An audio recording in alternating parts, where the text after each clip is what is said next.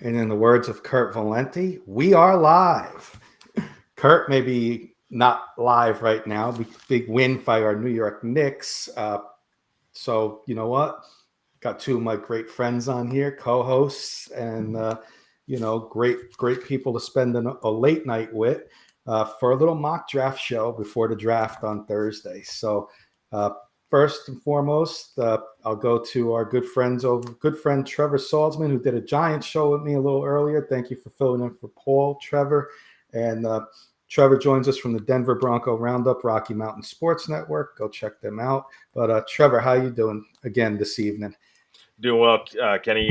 Again, our audience can blame me. It was me that kept us from being on earlier. So if you're gonna blame anybody, blame me. No, I appreciate you guys and for sticking with me and waiting for me. I had computer problems, so anybody who's up, I appreciate you guys sticking with us. And whenever you're watching, I guess just appreciate you watching and. Can't wait to get into this mock draft show, our final mock draft show before the draft. For the draft, it's coming up. PA Scratcher guy on Kick is saying hello. He's always on Kick with us, hanging out with us. Thanks, PA. We got our late night crowd in tonight. Trevor's out there in the Mountain Time Zone, so we'll have some fun with everybody. See who's hanging out with us tonight. I'm going to go to my co-host. He's part of RK&K Sports Show, but he's also part of Rocky Mountain Sports Network. Mr. Ryan Scoops Woodhams is joining us tonight. How are you doing, Ryan? And then we're going to get into a little bit of our for the mock draft, some of our shows that we got going on. But a quick intro from you, Mr. Scoops. How are we doing? Or should I say, special guest Mike McDaniels joining us tonight, the head coach of the Miami Dolphins. I love you, Scoops. You definitely could win a lookalike contest to be a finalist in that one, though, for sure. Hey, you know what? If I could pass for Mike McDaniel, I would have a lot of interesting pathways to explore this week. But appreciate it. Obviously, this is my first one with y'all. I appreciate the invite to be on. Exciting day in the NFL. Started with a big Broncos trade with the Jets and ended with some more news out of the AFC West. The 3 extensions for the Kansas City Chiefs for Brett Veach, Andy Reid, and I'm blanking on the last name. Andy Reid, now the highest paid coach in the NFL, is very, very much deserved. But let's get into some draft. Yeah, absolutely. We'll do this first, Scoops. We got the big week ahead of us. Both of our networks joining for an NFL draft show for 3 nights. Myself, Trevor, Scoops, Mr. Keith Brugman over at the Rocky Mountain Sports Network, Denver Bronco Roundup, and our good friend Albert Dutchy Knoppers, co-hosts of K&K Sports Show, Carson, Paul Rosen, Kurt, other people will be coming in and out throughout the 3 days. We're going to give you 3 days of live coverage, analysis from all of us. Just a great time to hang out with our audience members. We're going to have giveaways, Yankee giveaways. I got the baseball on my mind. Giants giveaways. We're going to have Bronco giveaways. If you're a fan of a team and you come on and you win one of our giveaways, we'll probably have something for you. So it's going to be great for our audience to be a part of us, and appreciation for all of you. A couple other shows we got going on K&K is Wednesday nights, 9 p.m. Eastern. Probably talk a little NBA playoffs, NFL draft, and some MLB. Thursday, Friday, probably not. We got the draft show coming up. Saturday draft show. Scoops, I'm going to pass it to you to tell us what you got going on K&K, and then also on Rocky Mountain Sports Network. You're part of both of us. Yeah, I'm very grateful to be, kind of the switch hitter, if you want to use go our baseball route in this realm. So we've got Saturday night. We've got at 9 p.m. Eastern, 7 p.m. Mountain Time. Off of K&K, we've got What's the Scoop weekly show, and I'm sorry. That's Settle the Scores weekly show that we moved from Friday to Saturday, and my buddy Trevor is going to be on that with me. And then Sunday, I'm not sure if we've publicly announced this yet. Sunday at 9 p.m. Eastern, 7 p.m. Central, or 7 p.m. Mountain. We've got What's the Scoop, and going forward indefinitely, What's the Scoop will be regularly on Sundays at 9 p.m. Eastern, 7 p.m. Mountain, no longer on Saturdays, but the same time frame. So really excited to have both those shows, and looking forward to seeing, you guys have been incredible on both, and looking forward to a lot more of that to come. No, great job, Scoops, that you do over there. Check out Scoops' show last week. What's the Scoop? He did a nice referee show, and Rockies. I'm a fan of the Rockies. Go check out Scoops late night. K&K fans, go check out Scoops. But Scoops only temporarily on Sundays, because when football season starts, we're not going to do a Sunday. What's the Scoop? We'll get it back to Saturdays. Yeah. That's why I said indefinitely, because I don't think that What's the Scoop people, as much as they love when I get animated, I don't think they need to see what they deal with when I'm watching an Eagles game. So we'll figure that out before the season starts. And real quick, before Trevor gives us his what's going on at Denver Bronco Roundup, Keith Brugman, Rocky Mountain Sports Network. There he is. Look at this amazing panel for the podcast. Get me set for the NFL draft, boys. Keith got the night off, spent the night with his lovely wife. Otherwise, he'd be right here with us. Glad you're in the comments, Keith. We can't wait to Thursday and spend 3 nights with you as well. Good friend Mark Calderio saying hello. Mark's a big Giant fan, so I'm going to go right out real quick, guys, before we get into our mock draft. I mentioned giveaways. Big Giant fan over here. Mark's a big Giant fan. Mark, follow us on the draft. I know you follow us. I need you to do me a favor, because I want some of my Giant fans to win a couple of these giveaways. Go and like and subscribe to the Rocky Mountain Sports Network on Facebook as well. Let Trevor take it away, but we're going to have some giveaways like this one right here. Mark, it's New York Giants Super Bowl turf, game-used turf from Super Bowl 36. And I'm going to throw a little Eli Manning framed card with that. So you're going to get a nice little combined little package there. And then old school, Mark, I got a 1971 Fran Tarkenton New York Giants football card that's going to go in a frame too. So we're going to have some giveaways. Broncos, Terrell Davis football. I'm throwing it right out there for those who are interested. Autograph signed football, thanks to Dutchy Knoppers. Keith throwing some gifts in there too. John Elway figurine, more stuff to come. I'm not going to announce all of them. I announced a lot of the big ones, but I don't care. I want you guys to know. I want you guys to join us for the 3 days of the draft. But I took a lot of time, Trevor. You take as much time as you want, my friend, to talk about Rocky Mountain Sports Network and Denver Bronco Roundup. Yeah, so Denver Bronco Roundup, we're on 2 times a week right now during the offseason. It's Tuesday nights at 7 p.m. Mountain Time, 9 p.m. Eastern Time. And then on Friday nights, 7 p.m. Mountain Time and 9 p.m. Eastern Time. And then during the season, when the season starts, NFL season starts up again, we'll be going 3 times a week. Go ahead and add another day. On Sunday, it's our post-game show. On Fridays, we'll have our pre-game shows. Post-game show will be right after the game. First reaction after a win or a loss. Might be a little bit of a difficult season this year for the Bronco fans, but post-game show. Just 3 times a week during the season, and then right now we're 2 times a week. And then Rocky Mountain Sports Network we're part of course, just like Scoop's show, Settle the Scores as well. So you'll see my face a lot. I'm pretty familiar, with all the shows here on K&K Sports Show, and as far as Rocky Mountain Sports Network, you'll see me a lot as well. So and then obviously I can't dismiss our other 3 people on the Denver Bronco Roundup: Keith Brugman, Jody Moncrief, and Albert Dutchy Knoppers. All 3 of those guys, great guys. I'm blessed to be a part of DBR with all of them and get to share the screen with them, as well as share the screen with 2 great gentlemen here as well. Yeah, you nailed it. It's great to share with everybody. We're family in the podcast world. We became close friends, and enjoy doing all these shows with everybody as well. So little mock draft before the draft, guys. We're going to do it. We'll do it simple. We'll allow trades, but we're going to let each of us get our own little mocks in. So there's 3 of us here. I figure we take like a minute or less on each player. Like, for example, I'm going to start it off. Bears are on the clock. It's the obvious, Caleb Williams. Let's get the obvious right out of the way. Pick one, and then the excitement will start after the draft. But Bears are getting their franchise quarterback.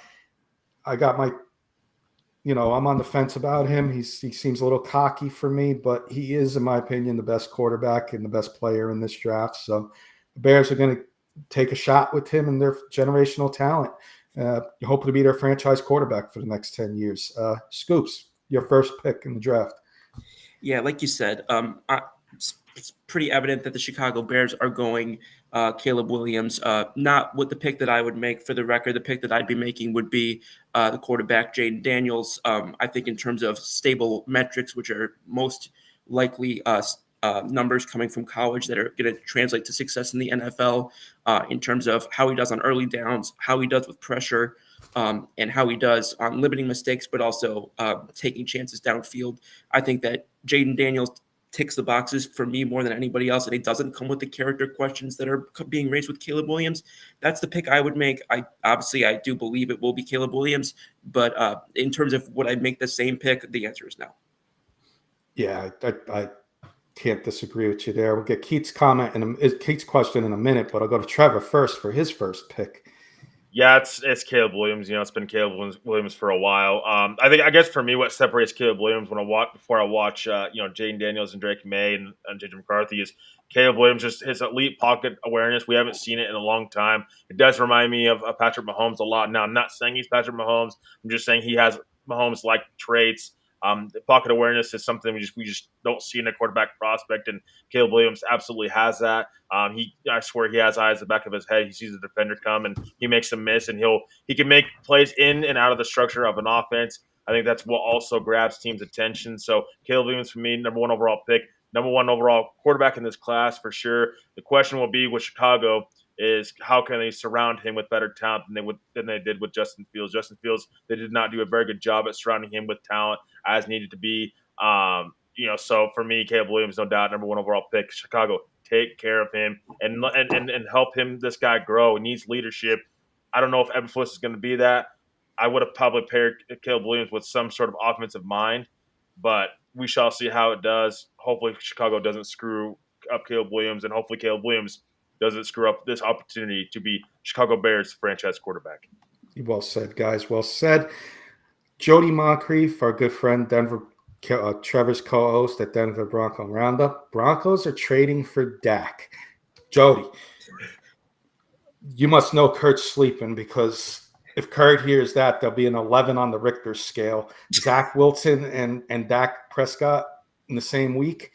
11 on the Richter scale with the Valenti household. No, thanks for joining us, Jody. But that's the truth. That's how fired up Kurt will be if that happened. I'll let Scoops answer Keith's first question of the night. Is there a 1% chance Caleb Williams isn't picked by the Bears? I think Scoops might be that 1%.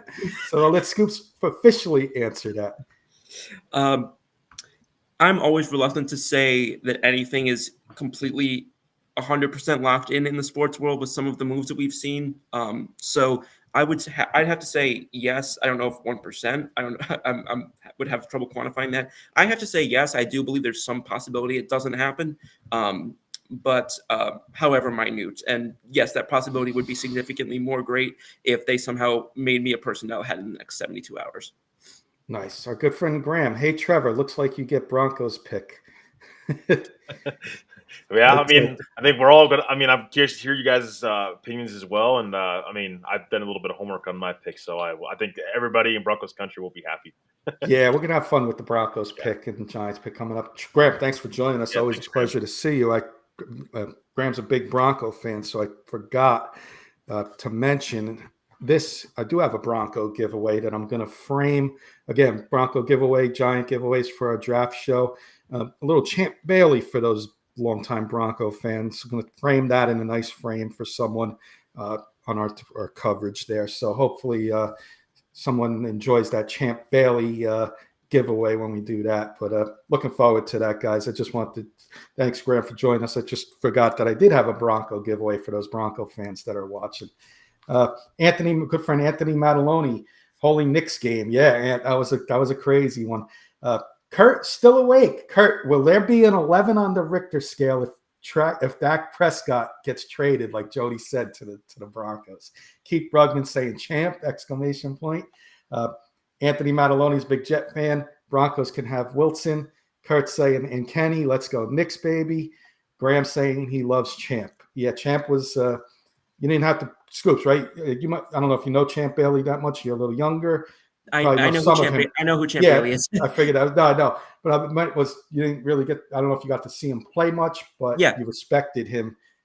He was definitely a fan. A guy you respected. But absolutely. I'm gonna switch gears. We're gonna go to pick number 2. Coach Breslin, big Commanders fan, big fan of ours, and follower of ours. I live in Maryland. This would be a big pick for the Commanders. I'll go to Scoops first. We'll get Scoops' pick on this one. We're NFC East picks, so we're going to be interested in this pick for sure. NFC East fans, I should say. Yes. So my belief of what will happen, the smoke of the last few days does seem to be trending toward Jaden Daniels. So that's probably what I would say I believe will happen. Obviously, in my mock, from what I already said, I already had Daniels off the board. At this point, I'm going with either a trade if I'm Washington, because I think that they have too many high-value needs. If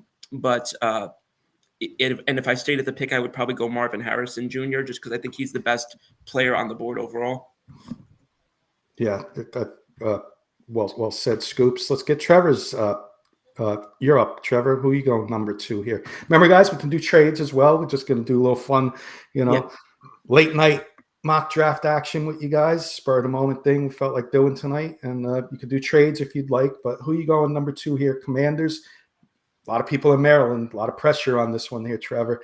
I'm in Maryland. I don't care about the Commanders too much, but I got to care about them a little bit. So definitely curious to see who you like here. Yeah, no, I mean, again, I don't see the Commanders trading out of this pick. I think they end up taking their franchise quarterback, whoever that's Drake May or Jaden Daniels, or even JJ McCarthy's been named, which is weird because some of these sports books have JJ McCarthy, his odds going up, being at a pick 2, and it's like, I don't know about that one. But no, right here, I think it's Jaden Daniels. I think Jaden Daniels has been the guy for a while now, actually. It'd be interesting to see if the Commanders go in a different direction. I don't think they will. I think the Cliff Kingsbury hire, I think, kind of just points in that direction of they want Jaden Daniels. Jaden Daniels, just to me, just a freak athletic wise. I think he's definitely by far the best athletic quarterback in this class. Can throw the deep ball, very accurate. It will be interesting to see what happens when he goes to Commanders as far as wide receiver goes, because he does have a couple of really good wide receivers that he got to throw to at LSU. I wonder if is that more of a one-year wonder type thing, or is it that he made them better? So we shall see in the future how Jaden Daniels ends up being. That's the one question mark I have about him. Also, he needs to also learn how to get down and not take big hits because he is a smaller frame quarterback. So rather be safe than sorry. But yeah, right here, pick number 2 is Jaden Daniels to the Washington Commanders. Nice. And, let me catch up on the comments, and I'll give you mine, and I'll do mine like 20 seconds or less. Graham saying McLaurin is legit. Before that, he was saying trade with Denver when we were talking about trades. No, they happen. Good friend Matt Staffiero saying hello. I like this one. Bronco wins come round 1. Trade back. Win number 2. Latu Latu. So you can trade back and still get Latu, the edge rusher from Denver. I like that. Good friend John Beelan. Has anyone seen Kurt? The Broncos. He's dancing in the streets right now. John Beelan's a huge Jet fan. Lives in New Jersey. Longtime friend of mine. Big time Jet fan. He's saying Bronco fans enjoy Zach Wilson, that bum. Wow. I don't know if I blame Zach Wilson for everything though. There, John. You had Nathaniel Hackett. Yeah. Every week they were changing quarterbacks. He likes Drake May to the Commanders. The only thing I would say with that, John, is do you want to go back-to-back North Carolina quarterbacks? If it fails early, is he going to have more pressure on him? The comparisons are going to be Sam Howell, Drake May. We should have kept Sam Howell if it fails early. That'd be the only thing. But I also will say I feel Jaden Daniels has the highest ceiling, but he also could be the one that could be a bust if he's in the wrong situation. Yeah. So, if he goes to the Commanders, unfortunately, I know Scoops loves Jaden Daniels, but if he goes to the Commanders, I got to hope he's more on that bust side. But I do think he's going to go to Commanders. I've talked to a lot of friends who are Commanders fans. Coach Breslin, a huge Commander fan. couple other fans that I know, friends of mine, they want Jaden Daniels, and they think it's going to be Jaden Daniels. So I'm going to make them happy. I'm going to say Jaden Daniels. Good friend Manny DeLima. There's a Cowboy fan, Scoops. We got one. What's up, fellas? Kurt just bought a Wilson jersey. Super Bowl coming your way, Kurt. Well, Manny, maybe Zach Wilson goes and gets number 3, and Kurt could keep all those Wilson jerseys and turn them into Zach Wilson jerseys. Oh boy. That being said, let's move on to number 3. We all had Daniels, so we're all the same on the first 2 picks. Let's give Trevor the first up here with the Patriots at number 3. Yeah, so this is where I think the draft actually starts at, is pick 3. I think there's 3 scenarios that can happen here. I think for one, Patriots could trade back and get a haul for this pick right here. Yes, maybe the Broncos might be in consideration here, although I do think that it's going to be way overpriced from what they want to pay. I think J.J. McCarthy could also go here at pick 3, which, again, I'm not a fan of it. Also think that Drake May could go here as well, and I think that's where if the Patriots aren't going to trade this pick, that's the 2 guys they're going to be thinking about here. And for me, I have Drake May going to the Patriots here at pick 3. I do not think they trade out. I think they get the quarterback. I think he sits behind Brissett for a year, and then he can come in whenever he needs to be. And then, for Patriots-wise, they get their franchise quarterback. You never know where you're going to be picking that high again. The odds are probably not great, although that's not a roster that is ready to win now. They need a little bit of time. Drake May needs a little bit of time as well. So I think that the Patriots are kind of perfectly set up for that with Jacoby Brissett. He can take over this year and no pressure on Drake May right now to start. I think this is a perfect spot. Well, not a perfect spot, a decent spot for Drake May to go to. New England. Scoops, I'm going to go next because we're going to switch the order up on all these picks. So I'll go in the middle here and give you the final word on the Patriots. I got a splash coming here, guys. I got a trade. Okay. And my details in this trade is going to be the Patriots. When they see Williams and Daniels off the board, I think the Vikings, under Kevin O'Connell, Drake May is the perfect quarterback here. So I got the same player, but I'm going Drake May to the Vikings, and it's going to cost them a boatload. It's going to cost them their 2 picks this year, and it's going to cost them next year's number 1. And it might even cost them something else, but I'm going to go with that. 11, 23, and next year's first. Vikings get Drake May. Patriots move back to 11 and 23. 11 and 23, I'm sorry. Wow.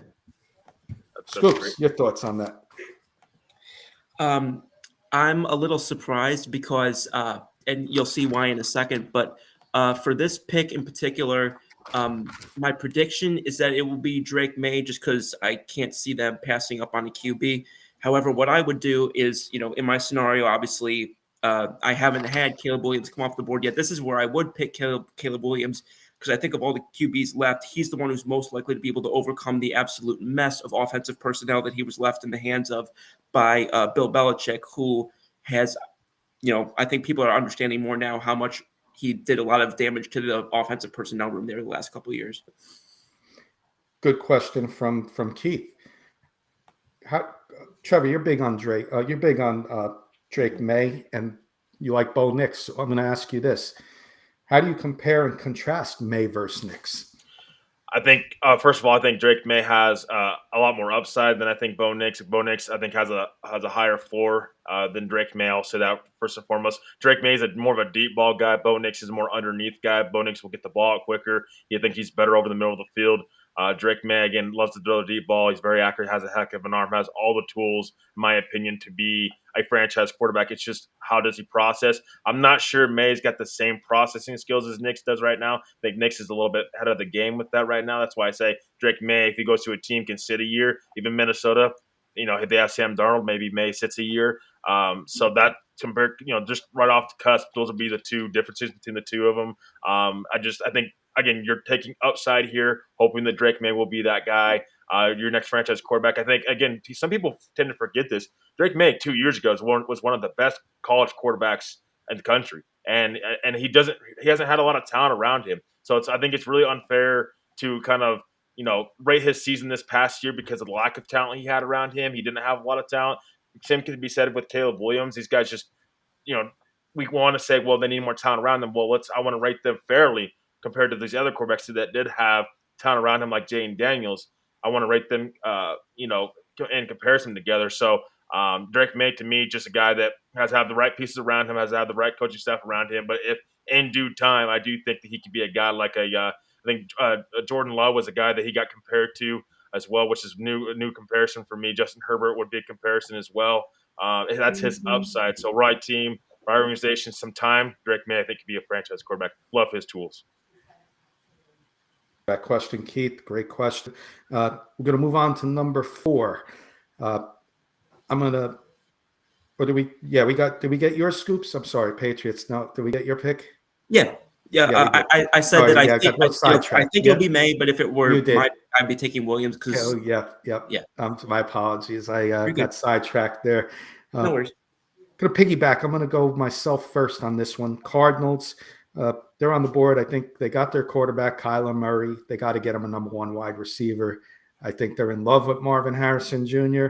I don't think there's any trade unless it's like 4 number 1 picks that they're going to come out of this spot here and pass this opportunity up for not only, I think, the best wide receiver in this draft, but you get the pedigree on top of it. That's what makes him, in my opinion, better. Everybody's like got a 1 and 1A, Harrison and Neighbors. Pedigree for me, Harrison Jr. to the Cardinals, I think, at 4. And Kyler Murray has his number 1 guy for many years to come. We'll go Scoops next. Okay, so in the scenario where we've got the 3 QBs off the board, I think Marvin Harrison Jr. is the obvious pick here for the reasons you just said. This is a pick that I have been traded to none other than the Minnesota Vikings.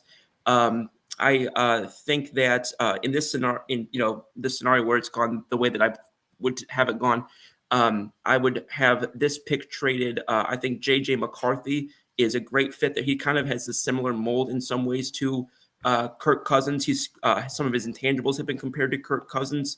I think this is a really a good fit for him and for the team and for Kevin O'Connell offense. I think somewhere around 11, 23, a mid-round pick, and maybe the Cleveland 5 next year, I think is somewhere around what it would take to make this move. But I would put J.J. McCarthy to the Vikings at 4. Nice. So I got a trade with the Patriots at 3. You got a splash coming 4. So early in the draft, we got some splashes. Trevor, you making a splash here? Or are you going, obvious?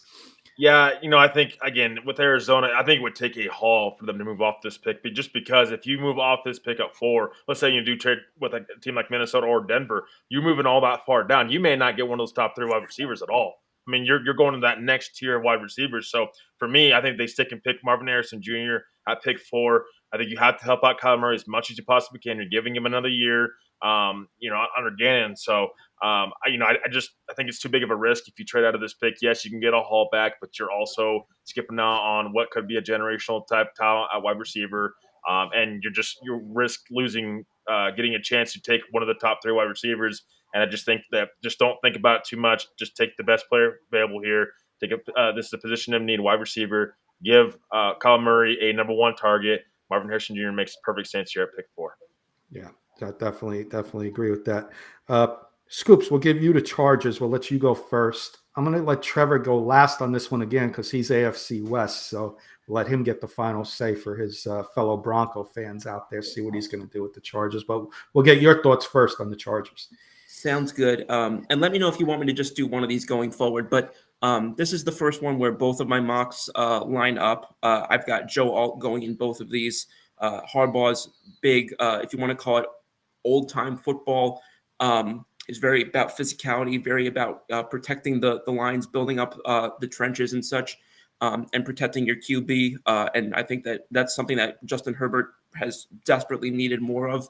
And I think that Joe Alt is a great one to start with. I think you can get some weapons for him later in the draft. I think you can build up, maybe get a tight end later in the draft. I don't think there's many options better than Joe Alt to put in there at the edge of that line. Yeah, you know what? I'm going to go slightly different, and you'll see why in a couple minutes. We had fun on our Giants show earlier with Trevor, but I'm going to go the opposite direction, Scoops. I'm still going offense. I can 100% see Joe Alt, and even though I think I think Joe Alt is definitely big time in play here. This is more of what do I want the Giants to do type of pick here. So I'm going to go with the Chargers taking Malik Neighbors. I could see, Harbaugh maybe going, Harbaugh going with Alt, but I could see also him wanting that playmaker for Justin Herbert and have Quentin Johnson and Malik Neighbors now. It'd be two nice young wide receivers to build for the future with their franchise quarterback. So I'll go Malik Neighbors, and you'll see why in a couple minutes. Very interesting. So this is another big splash per se. I have the Vikings trading up here with the Chargers. I think the Chargers want to move out of this pick. They clearly their roster moves they've made.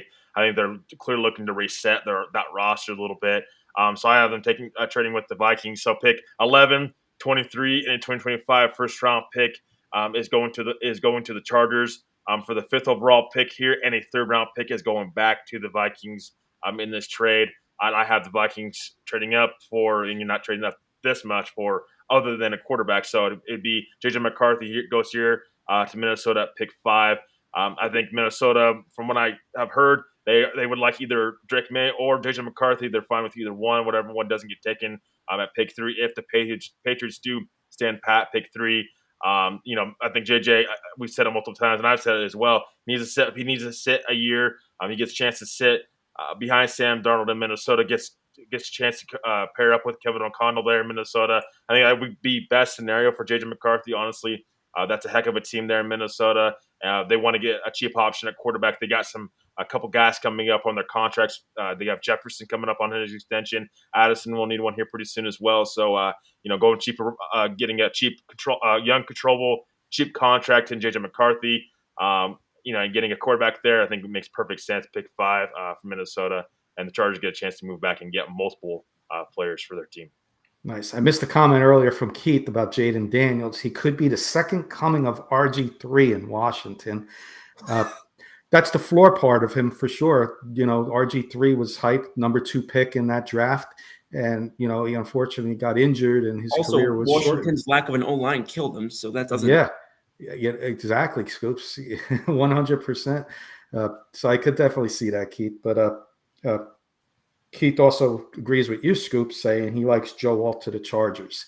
All right, my Giants are up next. I'm going to go last. I'm going to let Scoops go first because it's NFC East for him. So we'll let him go first. I'll go last. It's pretty straightforward in terms of what I think they will do. I think at this point, you got to go best offensive weapon off the board, which I think at this point is Malik Neighbors. I think that just, you've already locked into Daniel Jones for however long or Drew Lock. Either way, you need to at least give them a puncher's chance against some of the defenses that are building up in both the NFC East and the NFC at large. So I think having Malik Neighbors who can kind of stretch the game a little bit more is a good place to start for them. However, in the idea of what I would do if I were New York, that would be, I know that they picked up Drew Lock, but this is a team that I think is worth taking a shot on UNC quarterback Drake May.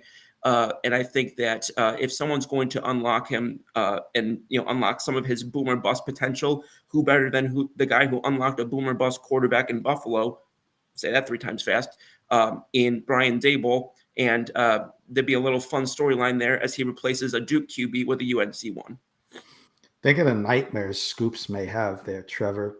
Jaden Daniels to Washington and Drake May to the Giants. And oh my God! Scoops, for those who don't know, Scoops is an Eagles fan. So, hey, you know what? At least I made those picks in the most unbiased way possible. You did, and you'll see later on when the Eagles pick. I think I did the same as well. Trevor, you're up. Giants. We've been talking about this. I think I know where you're going here. Yeah, Scoops. I wouldn't be suggesting that. Associated might be watching the show and he might be like, I didn't think about that. Maybe I should be trading up for Drake May. So here at pick 6, again, the Giants, they got to go a playmaker here, my opinion. So I have no other than Malik Neighbors going here. For whatever reason, if Neighbors is off the board, I think Odunze would fit here as well. Malik Neighbors, I think he's close to Harrison Jr. honestly, and the Giants, they haven't had a playmaking wide receiver since Odell. That's crazy to me. And we wonder why Daniel Jones hasn't been successful there, and whatever quarterback they bring in wouldn't be successful. They don't have any weapons other than Waller, but Waller can't stay healthy. So you got to get that elite number 1 wide receiver. Malik Neighbors makes total sense here. I pick 6 with the Giants. I would not trade back. Again, we can discuss it during the Giants show why I wouldn't trade back right now. I think it's too risky. Just don't overthink it. I think Malik Neighbors right here makes a lot of sense and would fit in well with that Giants offense and help Drew Lock or whoever their quarterback might be. I love this because this is the first time I think I don't disagree with Trevor often or Scoops, but this time I'm going to disagree. In this perfect situation for me in my mock draft, because I took Neighbors. Remember, I took Neighbors at 5. So Joe Alt is still on the board. Bears took Caleb Williams at pick 1.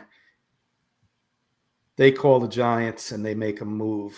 And they pair up Caleb Williams, the top quarterback ranked in this draft, with the top offensive lineman in this draft. And they had a home run on paper with these 2 picks for the Bears. The Giants fall back to number 9, and we'll get the Giants pick later when we get to number 9. But they also get next year's number 1 from the Bears. That would be what I would want. Because we talked about it earlier, and Trevor brought up a good point. They don't have too many picks in this year's draft. But if you want to move up to number 6 and get the franchise tackle to go with the franchise quarterback, it's going to cost you next year's number 1. And, it works out a lot. Look at the Bears this year. They got number 1 and number 9. The Vikings ended up with 11 and 23. And then next year, if the Giants need a, little spoiler, 9, I may still go quarterback, but next year, if you need something, you got the extra first-round pick that you can work with next year. So I could see the Giants moving back to number 9. Chargers are going to Bears, are going to take Joe Alt out of Notre Dame, the top tackle in this league, to pair him up with Caleb Williams. And they want to jump ahead of the Titans, who are on the board, who I'll just go next on mine. My mock, I got Oli. I'm not going to pronounce his full name. Oli Fashanu. Their backup plan if Joe Alt is off the board. Titans need offensive line. They're going to take Oli Fashanu. Big upside on him. He could end up being equally as good as Joe Alt when all is said and done. I think this is a no-brainer for them. He's the best available on the board for them. Top-ranked tackle left on the board for them. Oli Fashanu to the Titans. We'll go to Trevor next. Yeah, so again, the Tennessee Titans, in my mock there, I think they're jumping for joy here. Joe Alt is no doubt. They're running this card up to the podium as fast as they possibly can. Joe Alt just 6'9", 321 pounds. This guy is absolutely huge. He's a beast. This is what the Titans need. They have to protect Will Levis. You have to give him a fighter's chance. You might as well address left tackle position as quick as you possibly can. And this is the best time to do it. This is a great offensive line class and a great tackle class in particular. So Joe Alt for me at pick 7 makes a ton of sense for Tennessee. Nice. Keith likes Brock Bowers to the Giants. He thinks he'll be a good fit. Maybe at 9, yeah. Keith, for me, it's coming up. He might be available, and we'll see. I don't know yet which way I'm going. Scoops, Titans. Yeah, so as of right now, the Titans might have my least favorite QB room in the whole NFL. So as a consequence of that, I'm saying I definitely going with this pick at trying to support them offensively. I've got a wide receiver in both of my mocks here. In the one that I think is going to happen, I've got Rome Odunze from Washington going there because I have Malik Neighbors having gone the pick before. In my situation of what I would have done for each team, this Neighbors has not been taken, so he would be the pick for Tennessee at that selection. But either way, I think they need to take the best wide receiver off the board. I know that they could use help on the O-line, but I think that you have to build up that weapons room as well. And we've seen teams like Cincinnati be able to have success with QBs by building up the weapons around them, even if the line's a little bit shaky. Where did head coach Brian Callahan just come from for 5 seasons? The OC in Cincinnati. So I think that makes good sense for them there. The only question is just how long is it going to be before he becomes the third wide receiver to go from Tennessee to Philadelphia? Yeah, you know what? Keith said he thinks they go Rome Odunze and they try to get that A.J. Brown replacement again. We were on the same wavelength. Let me ask Trevor this before Scoops and Keith like Rome Odunze. I like Rome Odunze too, but do you think they have enough wide receivers where they need to get that offensive lineman? They got DeAndre Hopkins, Treylon Burks, and remember they got Calvin Ridley now in free agency. Is that enough, or do you think they do get more weapons here?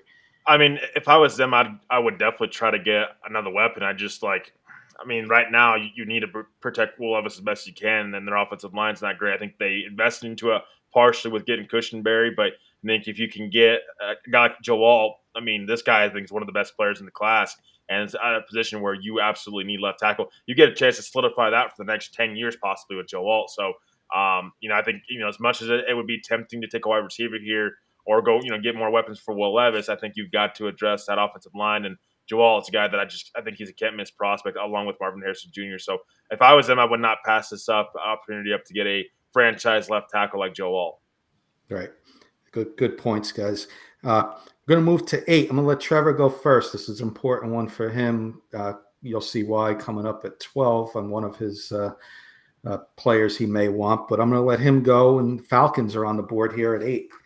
Yeah, and this is the reason why it's so important in this pick right here. I would really hate for this to happen, but I think it's going to happen. I think they would be a little bit crazy not to take this guy here because I think he is arguably one of the best defensive players in this class. Dallas Turner, edge from Alabama. I have him going here to Atlanta. You have Raheem Morris. That's their head coach. He's a defensive mind. I think that they've invested enough on the offense side of the ball. You got to start investing in the defense side of the ball. They could take cornerback here as well. Terrion Arnold, Quinton Mitchell might be two guys that they look at here as well. I do think they go defense here. I think they would be a little bit cuckoo not to get Dallas Turner though, because Dallas Turner, he just such a good edge guy. He can also be back in coverage. He's an athletic freak. Can get to the quarterback. He has multiple different ways to get to the quarterback. Uses his strength, but also has great hand movement to get to the quarterback. So by far, I think far and away, he's the best edge guy in this class. Love Dallas Turner. I would love for him to fall to my Broncos at 12, but I do think that Atlanta, unfortunately, takes him here at 8 in my mock draft. I'm going to go next real quick. Do mine quick. I got Dallas Turner as well, unfortunately. A couple teams try and move up to get that pick at 8 because on my mock, J.J. McCarthy's still on the board, but they're not willing to give up enough. So Atlanta stays at 8, and that Fields, they don't want to take that chance of losing Dallas Turner, who, like you said, Trevor, I think he's the best edge rusher in this class. He'd be a game changer on defense, and I think they stay put at 8, and they draft Dallas Turner in this spot. After a couple of late calls trying to get last-minute trades in, they fail, and they stay at 8 and get Dallas Turner. Scoops.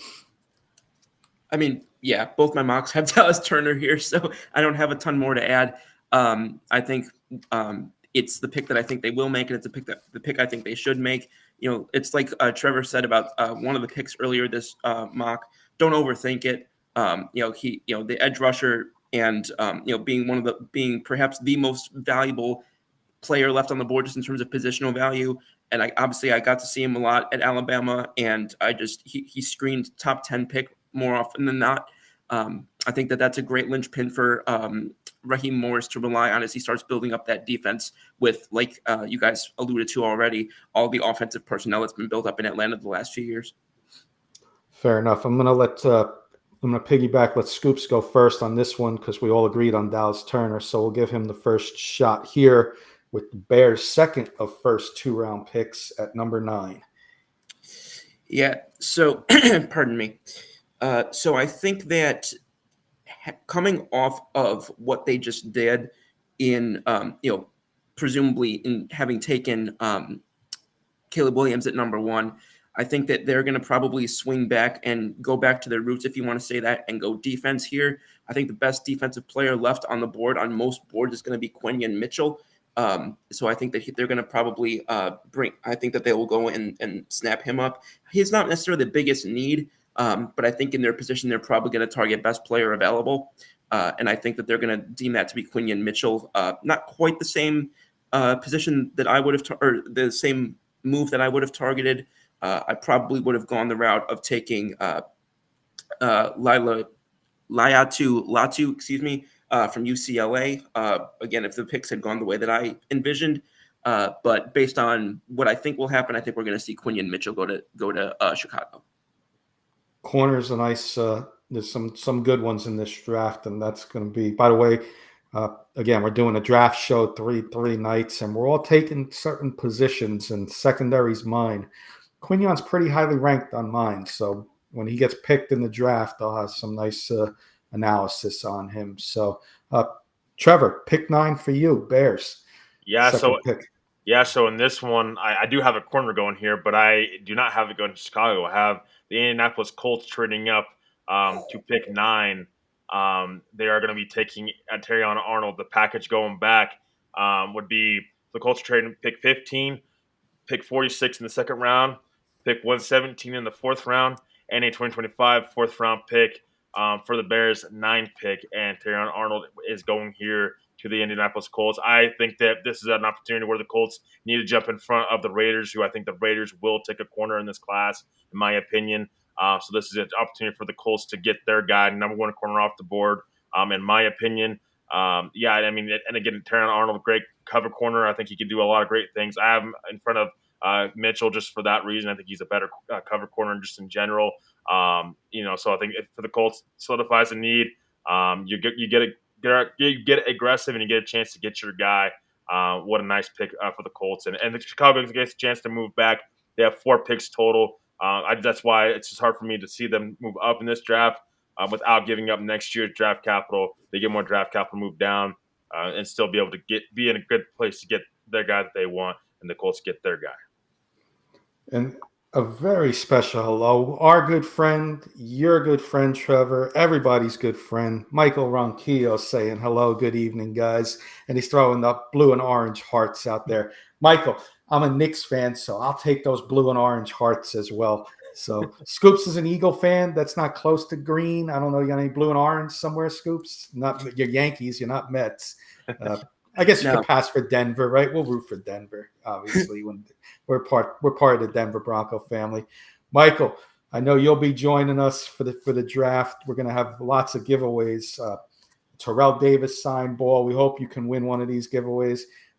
One giveaway I got for the Bronco fans is a little Champ Bailey. I'm going to frame this up nicely and send this out to the winner. A little Champ Bailey action for you guys. But yeah, I know you'll be joining us, but I wanted to share with you. We're going to be doing a lot of giveaways too throughout the 3 days and nights, and hope you can win something there. We'll be rooting for you. Our good friend Michael Ronquillo joining us. Okay, remember 9. I made a trade, so my Giants are up at 9 for me.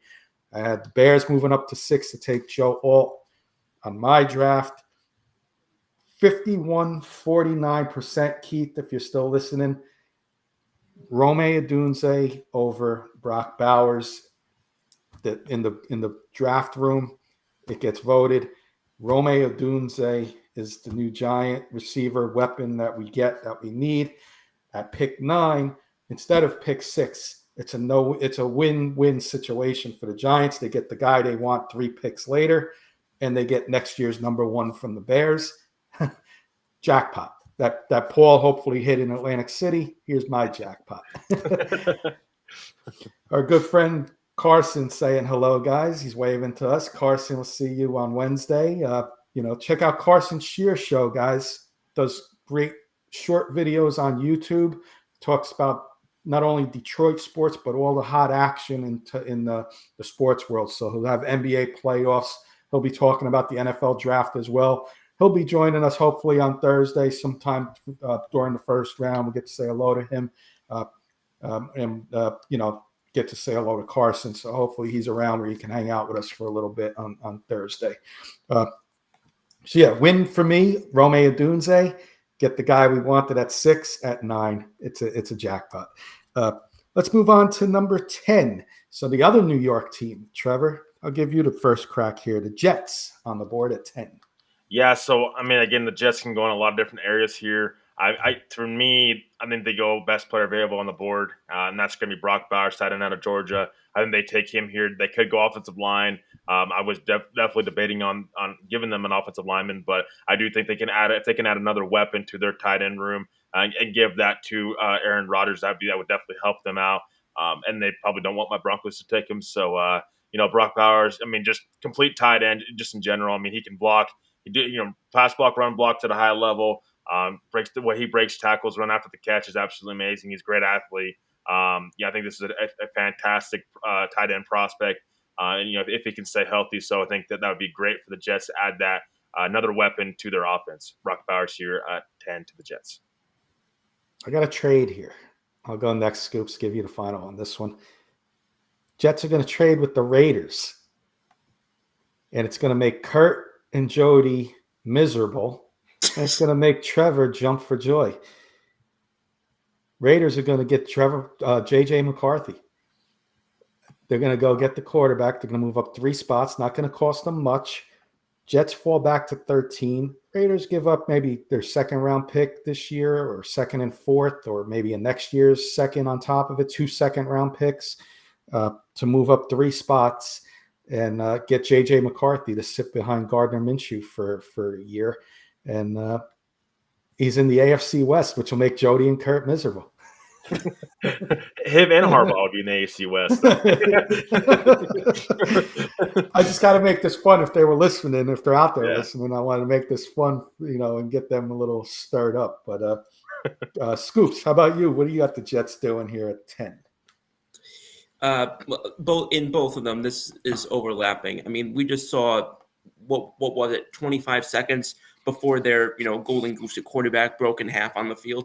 I think that and knowing the saga of what Rodgers wanted to happen in the drafts that never did in Green Bay, I think that they run the pick up for Talise Fuaga out of Oregon State.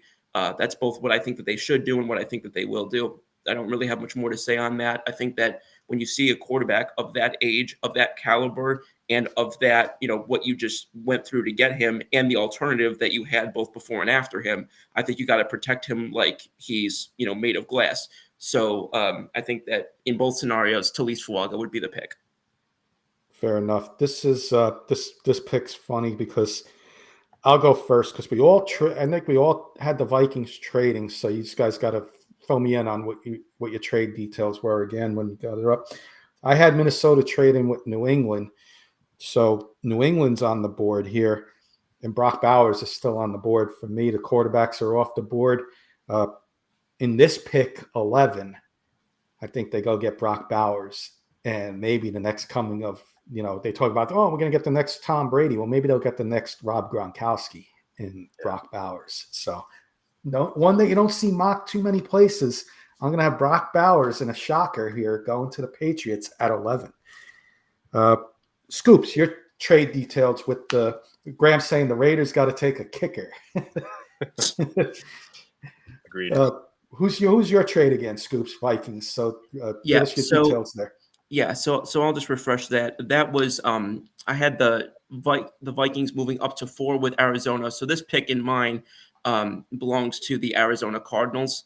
And with that pick, again, this was the one of what I would be doing. I would be taking Quinyon Mitchell here. He's still on the board. Believing that he won't still be on the board in actual reality, I think that this is probably a selection where they still try and go defense, especially with John Gannon there, and just knowing that that's his side of the ball. I could see them going the route of Cooper DeJean, who I think is very underrated as a defensive back. So I think that in terms of what I believe is going to happen, I think it's going to be Cooper DeJean. Nice. Trevor, what was your trade again, and who you got taken here at 11? Yeah, so I had the Vikings trading up with the Chargers at pick 5, 2 pick 5. So pick 11, 23, in 2025 first round pick are going to the Chargers. And then all the Charger or the Minnesota Vikings would be getting a third round pick this year, the 69th overall pick. The reason, and this hopefully will make a little bit more sense of why the Chargers decided to trade down. The Chargers here at pick 11 is taking Rome Odunze, the wide receiver out of Washington. They get a chance. They still get their guy. They don't have to take Marvin Harrison Jr. or they don't have to take Malik Neighbors there, pick 5. They still get one of the top 3 wide receivers and more draft capital. This would be a little bit of a nightmare situation if you're the Broncos, to see the Chargers really capitalize on this type of trade and still get one of the top talented wide receivers. Man, that would be a little bit scary if I'm Denver. Yeah, absolutely. It's great. Like we said, we all got the Vikings trade, and so we think we'd all be shocked if they didn't trade with somebody to move up for their quarterback. Graham's saying, hopefully Brock Bowers doesn't turn into Gronk Bowers. I like that, Graham. That's a good one. All right, so the important one, Trevor's going to go last on his team. The Broncos are up. Scoops, I'll let you go first for Denver Broncos. A lot of people listening out there. Graham's out there, so make this an important pick. Graham, Michael, a few others. Sorry, Scoops. Yeah, you're good. Anybody who's listened to me in the last probably 6 weeks knows what I think is the best fit here. It's what I both think will and should happen. I've got Bo Nix going at quarterback from Oregon to Denver. They don't pick again until the middle of the draft. And I think that I agree. You don't overdraft a QB just because, of where you're selecting. I do agree with that. That being said, I think that there's a legitimate fit here. His play style, he doesn't make a ton of mistakes. He plays a pretty clean, conservative, mistake-free game, which is Sean Payton's modus operandi. I think that, then obviously he's calling the shots down there. Whether or not that's a good decision is a whole other debate. But yeah, I think Bo Nix is the fit here. I've got both mocks with him at 12. Trevor, was there vodka in that drink that you were drinking? Because I don't think you want Bo Nix at 12. But I'll let you get the final word. No, I'm kidding, of course. I got a trade here, and we did this earlier on the Giants show. I think this is a perfect trade down situation for the Broncos, who I feel at 12 are in no man's land. They don't have a second-round pick. Scoops likes Bo Nix, and Bo Nix, I think, could be available later on for the Broncos, where I got them trading back. And that's to 18 with the Bengals. Bengals need offensive line help to protect Joe Burrow. And there's one guy left on my board that I think is highly rated over these other guys. Second tier I still got one first-tier guy on there. And that's, I think Scoops picked him a couple picks earlier. Talise Fuaga, the offensive lineman from Oregon State. Yeah, had him going to New York. Yep, a couple picks before. So I got him at 12 here. I think it's too good to pass up. Broncos in return are going to get pick 18.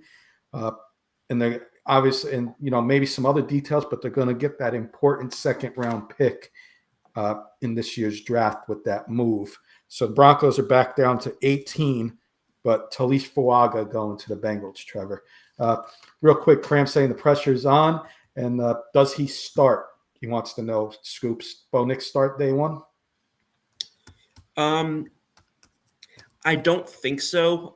I think that Sean Payton doesn't seem like the kind of coach to draft somebody and then just throw them to the wind. I think he'll start at some point during the season. I don't think he would start week one unless Coach Payton was absolutely just blown away in training camp, and I don't see Bo Nix doing that. I got a question for Trevor real quick, and no pressure, Trevor. We're all friends. Who won? If you had to pick one person, do you want Bo Nix or do you want to trade back to 18? What would be the one you'd want to go with before you give us your official pick? Which I know would be better than both of ours, but just want to know who did better. No, I mean, I don't want Bo Nix at 12. I think Bo Nix is an intriguing quarterback prospect for sure. I just don't know that his upside is worth taking at 12. And I do think he'll still be there even if they did trade back. So, Kenny, to answer your question, it'd be you. But because we have a little bit of similar idea, that's why I'm going you're gonna find out just in like 2 seconds why I think that I'm leaning towards more you as far as where I like what I want the Broncos to do. That's because I have the Broncos trading back I know it's a shocker. Holy crap! I know. I mean, I only talked about it like for months now. But Yeah, what kind of a layup question was that from Kenny? yeah, yeah, exactly. So I have the Cincinnati Bengals trading up from pick 18 to pick 12. The Broncos are getting back pick 18, 49, the 49th overall pick, which is in the second round, and 97, which is in the third round. The Cincinnati Bengals are trading up for Olu Fashanu, the left tackle out of Penn State. What a big pickup that would be for Cincinnati. They get a chance to better their offensive line, protect Joe Burrow. I think Fashanu is the second best offensive lineman in this class. Very athletic. I think Cincinnati is going to be aggressive and trying to get up to around this pick. I think they want to tackle. I think I could also see the Rams potentially trading up to get a tackle. Denver moves back enough, moves in front of the Rams in case the Rams want to take a quarterback like a Bo Nix to sit behind Stafford. They move right in front of the Rams here. And Denver gets a second-round pick this year and a third-round pick. So they have 2 third-round picks and a second-round pick all in the top 100, along with their 18th overall pick in the first round. So hopefully Bronco fans are going to be excited about this one. You get a chance to possibly take your quarterback, and you get a chance to surround him realistically with other picks. Yeah, a couple from Graham. Graham gave the fire emoji. Graham, I'll spoil it since he's asking in case he's not with us when the Rams are on the board. Bo Nix to the Rams, perhaps. I'll give my analysis later, but Bo Nix to the Rams, Graham. I got it right there. Sit behind Stafford because he's like 900 years old. Get a year under Stafford, and then Stafford next year the Rams can trade in a contract year to a team that may be looking for like an Aaron Rodgers type of season where they can maybe get him to like a playoffs or Super Bowl for a year before his contract's up. Absolutely, Graham, like that. I think we're on the board with number 13. I'll go quick because I made a trade with the Jets and Raiders. So my quick one, guys, the Jets are going to take the other offensive lineman on my board, who's I think he's going to go higher, guys, than people are mocking him. Scoops' favorite team, Alabama. J.C. Latham, the tackle. I think they got to protect Aaron Rodgers. I feel they they can go weapon, but I think offensive line's more important to protect Aaron Rodgers. If they don't make a trade, and I'm just having fun making trades in the mock draft, but it's very realistic to just stay at 10, and they don't take Brock Bowers or a wide receiver. It's very realistic. They take an offensive lineman because they got to protect Aaron Rodgers. We just talked about protecting Burrow. Got to protect Aaron Rodgers. So I'll go J.C. Latham here. Maybe a few picks earlier than a lot of people had mocked, but you see that in every draft, a player picked earlier than expected. I think J.C. Latham could be that player picked earlier than expected. Trevor. Yeah, so I have the Las Vegas Raiders. So, again, this is why I had the Indianapolis Colts trading up to pick 9 to get their corner, because I think the Raiders, there are a lot of kind of smoke that they may take Penix here. I think it's way too early for them to take him here. I think I have them taking Cooper DeJean, cornerback out of Iowa. I think they will take a cornerback here. And DeJean is pretty flexible with a corner, or he can play safety. They need to get their defensive backfield figured out. Cooper DeJean here, pick 13 to the Las Vegas Raiders. Yeah, Scoop says he's underrated. I like him too. You'll see in my rankings on Thursday. I got him up there too. As play hybrid, I think, safety and corner. So that's a good spot. Scoops, pick 13 for you with the Vegas. I also thought it was Cooper DeJean. I've been pronouncing it the French way for I don't know how long, but so number 13, I actually have the same pick that you have. I've got J.C. Latham going here Nice. to New Orleans. So I think that we're on the Raiders. Excuse me? We're on the Raiders. You said New Orleans, didn't you? Oh, sorry. I went one pick. Yeah, no, just wanted to make sure you get the right pick in. Yeah, no, I appreciate it. So what I think is going to happen at number 13 for the Raiders, I think they got to protect Jimmy G at any way possible. I think that, and one of the reasons you guys, you were talking about it earlier, I think that if Bo Nix doesn't go at 12, I think that they beat the Xavier Worthy combine speed to get the pick up there to take Bo Nix at number 13. But I think that Oli Fashanu from Penn State is what I think the pick will be in the mock draft that, of just purely what I would do. He's not the mentality, I think, is going to be more about weapons than it's going to be about, the offensive line at this point. And I think that this is where the fall of Brock Bowers stops with my picks. I have him going tight end from Georgia, going number 13 to Las Vegas. Uh-oh. Bronco fans aren't going to like that. Oh, man. We'll piggyback right to you, Scoops. We'll go give you the Saints because you gave us the Saints pick. Yeah. So.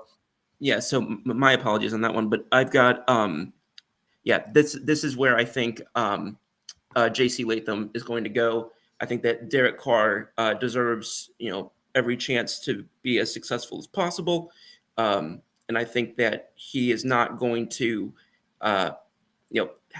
he's not going to, I think, go out there and put himself in the same positions that he did the last couple years in Vegas. He had a bit of a step back last year, which I was surprised by.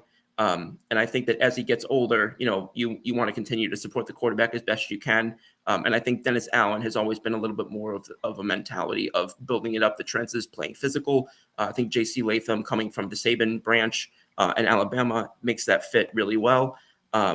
In terms of what I would do, I already mentioned the pick that I made before, so I'm not going to regurgitate that. No, I appreciate that, Scoops. That's a good pick. I like that. I got a guy in my mock. If this goes like this, the Saints are jumping for joy. They're calling immediately before the 10 minutes is up. Best corner available is still on my board at 14, and that's Terrion Arnold. I think the Saints, get the best player available here, and they can obviously go offensive line too. But I think best available defensive-minded head coach and Dennis Allen. You get Terrion Arnold as a guy on the back end of that defense, leading the defense. So that'll be my easy pick here for the Saints. Trevor. Yeah, so I here at the pick 14 with the Saints. So I have J.C. Latham going here as well. I also know the reason why I have him going here is because Ryan Ramczyk, there's rumors that he may be retiring, because of a knee injury. So that's a little bit alarming there. So J.C. Latham could start right tackle right away. He's one of my favorite tackles in this class. I think his size is so rare, and so I think that he doesn't fall too much further past the Saints. And then the Ramczyk news, I think they need the security blanket in case Ramczyk would retire. J.C. Latham, the offensive tackle from Alabama, going here to pick 14 for the Saints. You made a trade with the Colts. So let's go piggyback right to you for 15. Okay. So the Bears are here at pick 15. They are taking Brian Thomas Jr., the wide receiver out of LSU. The reason, again, why the Bears would trade back, they get more picks and they still get their wide receiver for Caleb Williams. Brian Thomas Jr., I think he's a fantastic wide receiver that would really fit well with Chicago's offense. And, I don't think they're skipping too much of a beat by trading back and still, with the value they're getting back in return in the trade, and then getting a great talent like Brian Thomas Jr. Makes a ton of sense, I think, here for the Bears here at 15. Scoops, let's get your pick with the Colts, 15. It's quite funny, actually, because this is actually the pick that I think the Colts are going to make. Is the same guy that you just said, is Brian Thomas Jr. I think that when you bring back someone coming off an injury in the second year, like Anthony Richardson, like I've said earlier, you want to just stock up that cabinet of weapons as much as possible. And I think he becomes the best one available. I think he becomes somebody who, from being an SEC guy, Shane Steichen's got a lot of experience with those players coming from, the Chargers and the Eagles and such. So I think that makes it a really strong fit, just in terms of personnel, but also just in terms of need. Yeah. I'm a little different than you guys here. I'm going defense, and this is where Quinyon Mitchell comes off the board for me. Terrion went pick before it. Little run here. Short mini run on corners. Colts, Quinyon Mitchell out of Toledo. Easily probably going to be close to a 50-50 on who teams have ranked higher, Terrion Arnold or Quinyon Mitchell. So I don't think it's a loss here for the Colts. He might even be their top-ranked corner. They rely on defense quite often there in Indianapolis. So I'm going to go Quinyon Mitchell to Indianapolis, especially with the young guns, I call them. And if you ever reference them, a great movie, if everybody's never seen it, little Western there with Emilio Estevez, Charlie Sheen, all them guys. The young guns, with Levis, C.J. Stroud, and Trevor Lawrence over there. So you need a lockdown corner, and Quinyon Mitchell has got the best chance to be one, in my opinion. So I'll take Quinyon Mitchell here for the Colts. We'll go Scoops next with the Seahawks. We'll give him the first crack at this pick. Sounds good. So the Seahawks, obviously a lot of changes, moving off of Pete Carroll, changes at coach, a little bit of changing of the guard, personnel-wise, it seems. And then I think that probably their biggest need, in my opinion, is edge. I think it's pretty easily the best edge available at this pick is Jared Verse out of Florida State. I think that he put on some good shows last year in some of the games where I think he helped them be more formidable on that side in the games than he otherwise would have been. He's very powerful. He's got an explosiveness that scouts are calling NFL caliber. I talked a little bit the other day about his swim move and his instincts and sort of his IQ as a football player. I think that he's going to be a solid transition who can play pretty well and pretty early in the NFL. And I think he's a great one for the new Seahawk era to kind of lead off with. Nice. Graham's saying Brian Thomas and Michael Pittman. Man, Richardson would be happy. Yeah. And so would I as a Richardson fan. Yeah, I've been for those who don't know, I've been collecting football cards recently, and I'm investing very cheap investment in Anthony Richardson. So I'm hoping he turns out to be special and make a nice investment there with Anthony Richardson. But I like the hobby, just collecting, and that's why I like giving away stuff too to some of our audience members here and there. So, but yeah, Anthony Richardson for sure. Graham saying he thinks Richardson would have won Offensive Rookie of the Year if he didn't get hurt. I agree. I agree 100%. Yeah, he could be very special. Trevor, I'm going to go next because I got the same position as Scoops for this pick here with the Seahawks. But on my board, Laitu Latu is still on my board. So I would go with him here. And same reasons, very similar reasons that Scoops had mentioned with Jared Verse. I'm going Laitu Latu because he's on my board and he's the highest ranked guy on my board. So put him with the 12th man over there and building a nice little defensive line. Got Leonard Williams over there from the Giants last year. Could build something there on their defensive front. So Laitu Latu stays on the West Coast. UCLA product, moves a little north and stays out there on the West Coast. Laitu Latu. Say that 15 times, like Scoop said. I butchered it earlier. Yeah, so same here for me. I picked 16 with Seattle. Again, Mike McDonald, he's a defensive mind. Laitu Latu, same here, the edge out of UCLA. I think that he would fit that defense pretty well. They need to get after the quarterback. Then their defensive line, I think Latu would fit better, in my opinion, than Verse, because I think Verse can play the defensive line. Latu, I think, more of an edge. And I think he's a guy who can get double-digit sacks. I mean, and so I think that this is got a high floor. Not sure where his ceiling's at. He's got to get better stopping the run, but yeah, Laitu Latu I think would make a lot of sense for Seattle here at 16, and I think they're a little happy that he's still on the board. Yeah, so we're all on the same page there. Defensive line, defensive edge rusher probably means they'll take an offensive guard. Knowing the Seahawks, they're a team that seems to be always boring in the draft. I remember a couple of years ago they took Charles Cross. It's like, what a boring pick. It's like the Seahawks, they make a splash. So that would be a splash. That was one of the Broncos picks that they traded away for Russell Wilson. I can't forget about that one. Yep. We'll get about halfway. We're halfway through, guys. But hey, you know what? Like I said, Kurt's paying the bills. I don't care how long we go. We've been on an hour and 15 minutes. I ain't got anywhere to go. I know you guys are down for this. So we have half of the show left. 17, I'll go quick with the Jaguars. Low run on defense for me. This is the fourth defensive guy in a row going to Jaguars. Just mentioned him, Trevor. I'm going Jared Verse here. line him up with Trayvon Walker on that defensive front. I mean, I can go corner here as well, but the value of Jared Verse, I think he's got more value to me than what's left on the board there at corner for me. So get that defensive front going with Trayvon Walker and Jared Verse, and you got enough offense over there, so I think that could be a nice little pickup there. Florida State guy staying in the state of Florida nearby. I think that's a homer pick, if you want to call it that.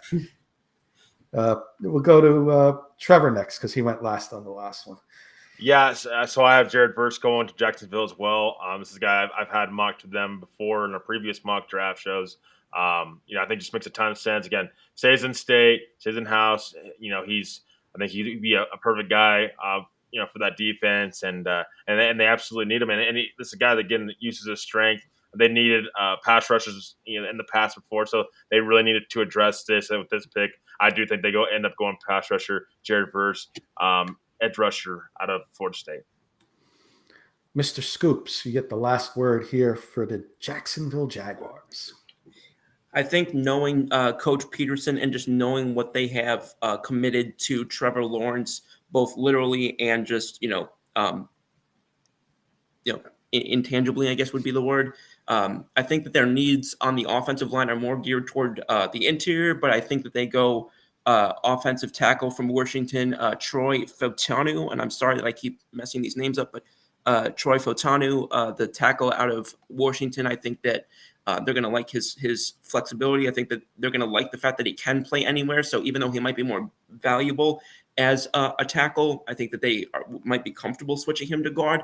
And he's been there's been a lot of belief that he can also be an early starter, which I think that they're going to not want to waste any time with the clock on Trevor Lawrence.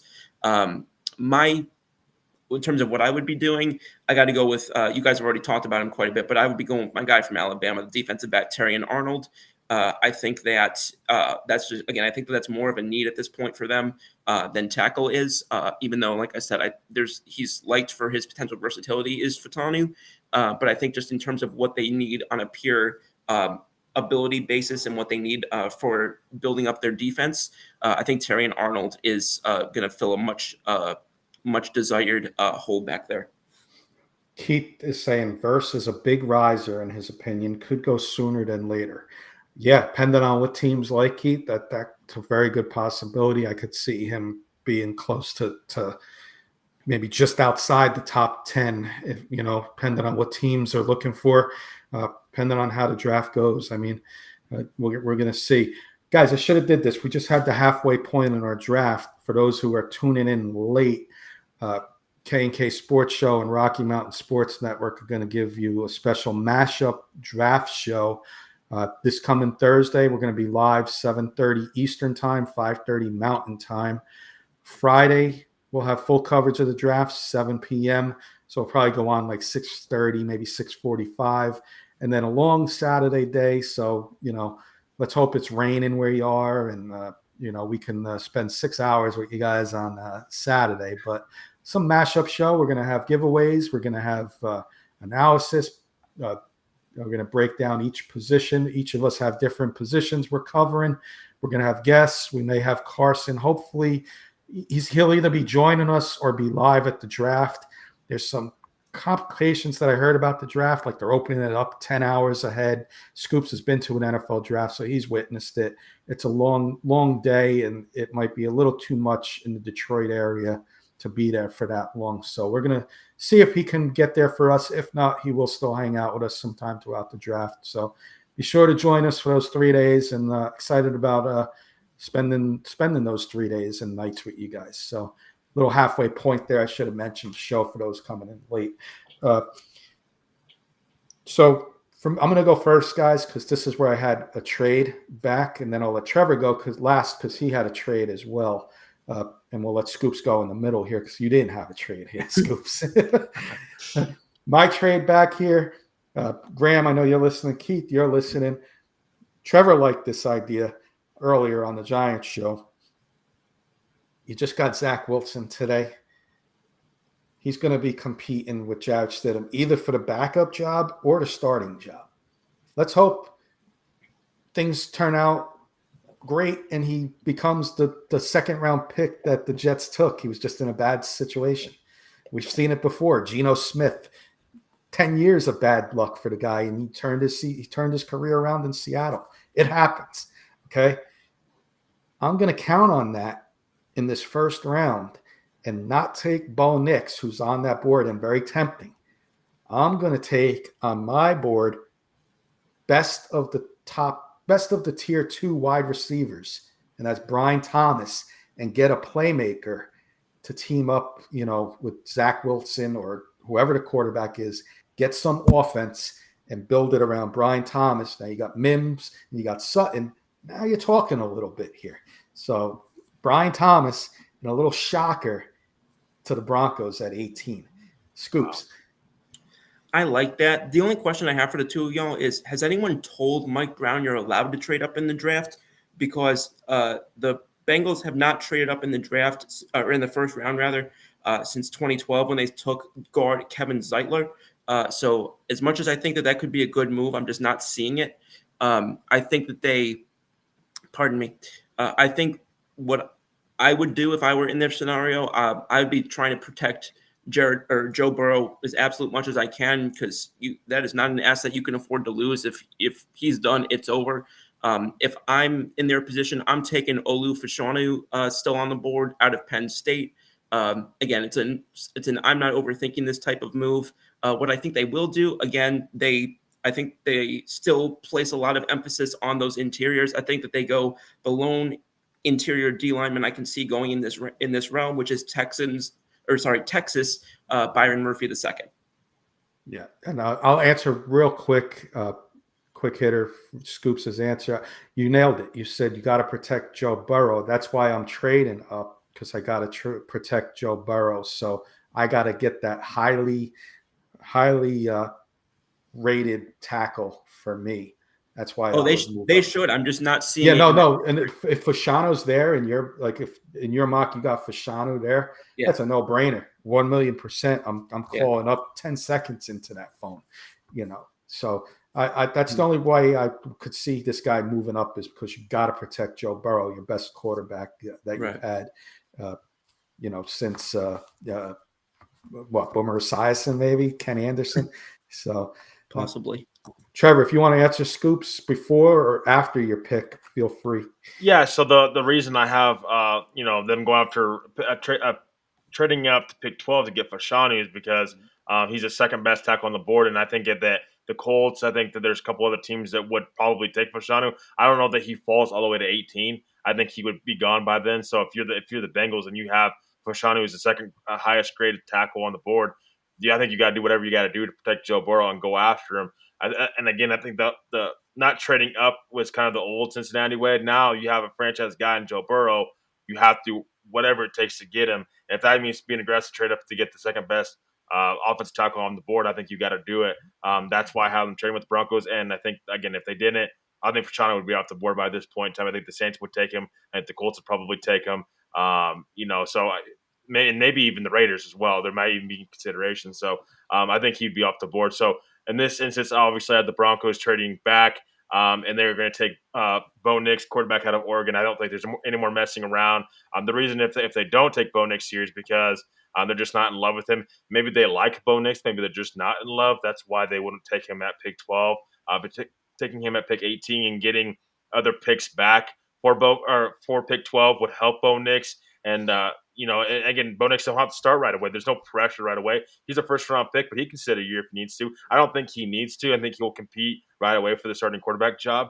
But I think that this would be no more playing around. If you don't take Bo Nix here, how much do you even like him at all? I mean, that would be the case. You risk losing him. I think the New York Giants could be a team that sneaks up to get Bo Nix, possibly, if they ever did take him here. And also the Rams could pick right after you if you didn't take him. So no more messing around. Go get your quarterback. Go get Bo Nix. You have your picks to build around him now. Just get your guy, Bo Nix, here to the Broncos at pick 18. Real quick, Trevor, just my thoughts on that would be, you just picked up Zach Wilson, and hey, there's not much expectations from him, but he is the same age as Bo Nix, Jarrett Stidham, and now Bo Nix. Like, there's no clear-cut favorite out of 3 guys now, or 4. You want to throw Ben DiNucci in there for Albert. Yeah. Four guys that we'll say 3. 3 guys that you don't know who the starting quarterback is. So now you got a 3-man competition. Do you really want that? Or do you want to go with what you got and maybe later on in the draft take a quarterback, a rookie, like later on in the later picks? Yeah, so for me, I think there's a big drop off after Bo Nix and Penix, and I don't think Penix fits what Sean Payton's looking for. That's why I think I'm going based on fit, and I think that Sean Payton likes Bo Nix. He's just probably not in love with him, not enough to take him at 12. But I mean, yeah, Penix, I just don't think he fits Sean Payton's system. I think Rattler, I don't think he really does either, as far as the mold. And I think there is a serious drop off after Penix to Rattler. And so it's just like, I think if you either take him now or you risk losing him. And I think Bo Nix would fit what Sean Payton's doing, especially underneath. Doesn't got the biggest arm in the world, but I think would compete right away. And again, with Zach Wilson, I mean, that's just kind of you got him for nothing. So you're hoping he pans out to be something, but if he doesn't, then he doesn't. At least you have 2 first round picks in your quarterback room to go off of. You can say the talent's there. Sean Payton should be able to get something out of those 2 guys. Or maybe it is Jarrett Stidham. I'm not convinced Jarrett Stidham. I think it would be either Zach Wilson or Bo Nix would probably be the 2 guys that are competing for that job. At least that's what I'm hoping for. Anyways, Jarrett Stidham could, but again, I'm not sold on him. Bo Nix, you get your guy. He could start day one, and you can move forward with your team, and you still get a chance to build around him in this year's draft. I just wonder if you pass on Bo Nix, are you passing up on a quarterback in general in this class, and just hoping for a guy in the 5th round where maybe you go get a Milton or a Pratt, then you'd have Zach Wilson, then you have Jarrett Stidham. I just don't know if that's a much better quarterback room for the future. I think Bo Nix, if you can get him now, I think you get a chance to do it. I think you do it. Gotcha. Well said. I'd love to know the Bronco fans that are still hanging out with us, their thoughts. Scoops picked Bo Nix at 12. You had him dropping down to 18. So same player for the Broncos, Bo Nix. I think you go offensive playmakers and you give Zach Wilson a crack, give him a crack at this team here. He was the 2nd round pick. He was just in a bad situation with the Jets. Maybe he rejuvenates his career around Sean Payton. So maybe Sean Payton sees something in him because, George Payton didn't do this move by himself. No. Sean said, let's go get this guy, Zach Wilson. I can maybe turn him around to be at least the backup. Yeah. So that would be my thoughts. I'd like to know Bronco fans' thoughts. Were you happy with the Bo Nix pick, either at 12 or 18, or do you want to pass on Bo Nix now? That being said, speaking of Bo Nix, Graham asked earlier, I'll go first. I got the Rams taking Bo Nix. This is the spot I think Bo Nix can succeed. He sits behind 900-year-old Matthew Stafford, like Graham said earlier. Stafford, perfect guy that can let a guy sit for a year. He's only 24. Everybody sounds like that's old. So he'll be 25 next year. He learns McVay's system. He learns McVay's system, and, that'd be his best chance to succeed. I don't know if Nix's best chance to succeed is starting day one on a team that's rebuilding. The Rams will have Puka Nacua. You'll have your running back Williams. You still have Cooper Kupp. He can succeed over there. I think Bo Nix would be a perfect fit at 19 for the Rams. We'll go Scoops. You've been quiet for a couple minutes. Okay. Just before I do, I just got to say something real quick that I think Kenny is going to have some interest in. The 76ers are filing a grievance with the NBA over the officiating for the last 2 games. Wow. I'm 100% serious. I just got that as you were talking. So as for the Rams, I think the biggest question a lot of people are asking about the Rams right now is, how are you replacing Aaron Donald? The obvious answer is you don't. That being said, I think that they try to, with this pick, with a guy who is an edge, but he also has some DT instincts, if you want to call him that. He's had some game-wrecking abilities down in UCLA. He kind of exudes what the LA Rams have done sometimes, where they kind of overlook limitations in certain aspects of physicality if you can prove yourself elsewhere. And I think that that's what Laya Latu is going to do for them, and I think that's going to be why they end up picking him. Why the Rams? I'd be looking to try and pick up some capital later in this draft from a team who I think is going to be, and we already heard from Adam Schefter, is already looking to move up for a defensive back, and that is one Philadelphia Eagles. I predict, or in my situation, I think that the Eagles and the Rams agree to a trade that sends 19 to the Eagles for a pick swap later on and the 6th rounder next year. And I have the Eagles, again, what I would do personally, as Kenny already knows, taking cornerback Iowa Cooper DeJean. Nice. Well said, Scoops. Well said. I like that take. And Eagles are coming up soon, so I think you'll be happy with my pick for the Eagles as well. So that being said, let's go to Trevor for his pick here. Yeah, so I copy what Scoop say. What say about Aaron Donald? You know, you're never going to truly replace a player like that of his caliber. But I think they definitely need to try. I have Byron Murphy, the defensive lineman from Texas, going here at 19 to the Rams. I think this would be a perfect chance for them to get him. I think this is a guy who can get after the quarterback both and stop the run at a high rate. I wouldn't even flinch at this guy. I'd get him now if I'm the Rams. At least get a chance to help your defensive line. You lost a big time player, potential Hall of Famer in Aaron Donald. You have to, I think, try to replace him. Byron Murphy here, defensive lineman at Texas, a guy that I also like for my Broncos if they would trade down. Nice. Let's piggyback for you. The Steelers are on the clock. Yeah, so I have the Steelers. I think they need a corner here. I think they're going for more upside here than anything. I have them going Kool-Aid McKinstry, the corner out of Alabama. Going here to the Pittsburgh Steelers at 20. I think this is a guy that, again, before he got hurt, I think was a guy that was in the conversation with Terrion Arnold and Quinton Mitchell to be one of the top corners in this class. But him getting hurt, I think kind of his draft stock kind of went down a little bit. But here, I think with Pittsburgh, I think they get a steal here with Kool-Aid McKinstry, and it helps them the defensive backfield as well, and they get younger. I like it. I'm going to go a little different. I'm going to go offensive line here. I'm going to go Aquarius Mims. I think got to protect Russell Wilson and even Justin Fields for that matter. Whoever the quarterback is, they're both like that running style. So I think you're going to need an important piece to that offensive line.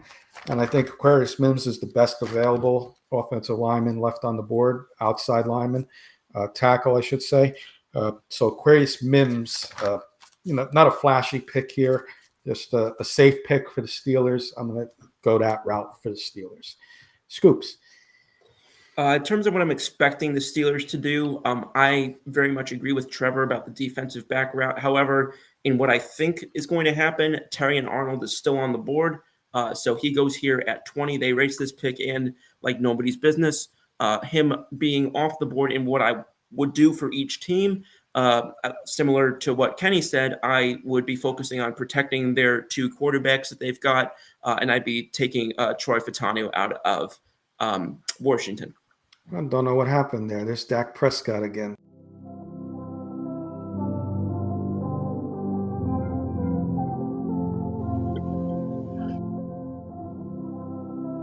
Some late night bloopers, guys.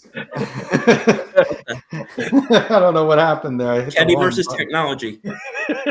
Late night bloopers there. Scoops, I missed your last 10 seconds of what you said there, so please repeat that.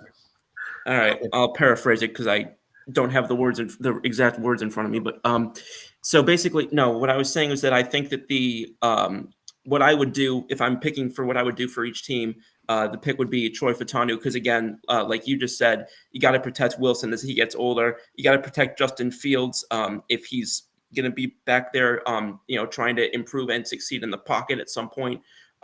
So that's what I would do. And just in case you didn't catch it, what I think is going to happen is Terrion Arnold, his slide stops here with going to the Steelers at 20. Gotcha. Like it. Keith is liking he was wondering when Mims would go off the board. Good pick by the Steelers. That being said, before the bloopers, I do want to say who's on the board now. We got a very special guest making this pick for the Miami Dolphins at 21. And that's Mr. Mike. That's the coach, the head coach. It's an honor to have you. He's been going by the name of Scoops all night, but to make the official pick of the Miami Dolphins, the one and only head coach of the Miami Dolphins, Mr. Mike McDaniel. How are you doing, Mike, by the way? With the 21st pick in the 2024 NFL Draft, the Miami Dolphins select Dejon Newton, defensive tackle, Illinois. Mike, how could you not go wide receiver? You're an offensive guy. Why would you go defensive line? All joking aside, we love you, Scoops. Scoops is good. Love y'all too. Scoops could win. Scoops can definitely contend for Mike McDaniel lookalike contest. That pause was on purpose for realistic purposes. Oh man! I'm gonna go next. I'll go real quick on the Dolphins, and thanks for being a good sports, Scoops. Anytime, y'all. Dolphins defense for me here as well. I like the Dejon Newton pick. I'm close to you on that one, but I'm gonna go because this guy's still on the board for me. Cooper DeJean is my easy pick here for the Dolphins. They got it with the Jets and Buffalo and all them. He goes into the AFC East. McDaniels is going to want to put up 30, 40 a game. He's going to need some defense. So get Cooper DeJean, that hybrid safety corner that I was talking about, and could be nice in certain packages there for the Dolphins. That's the one area where I would not resemble Mike McDaniels, is I would not have cared about running up the score.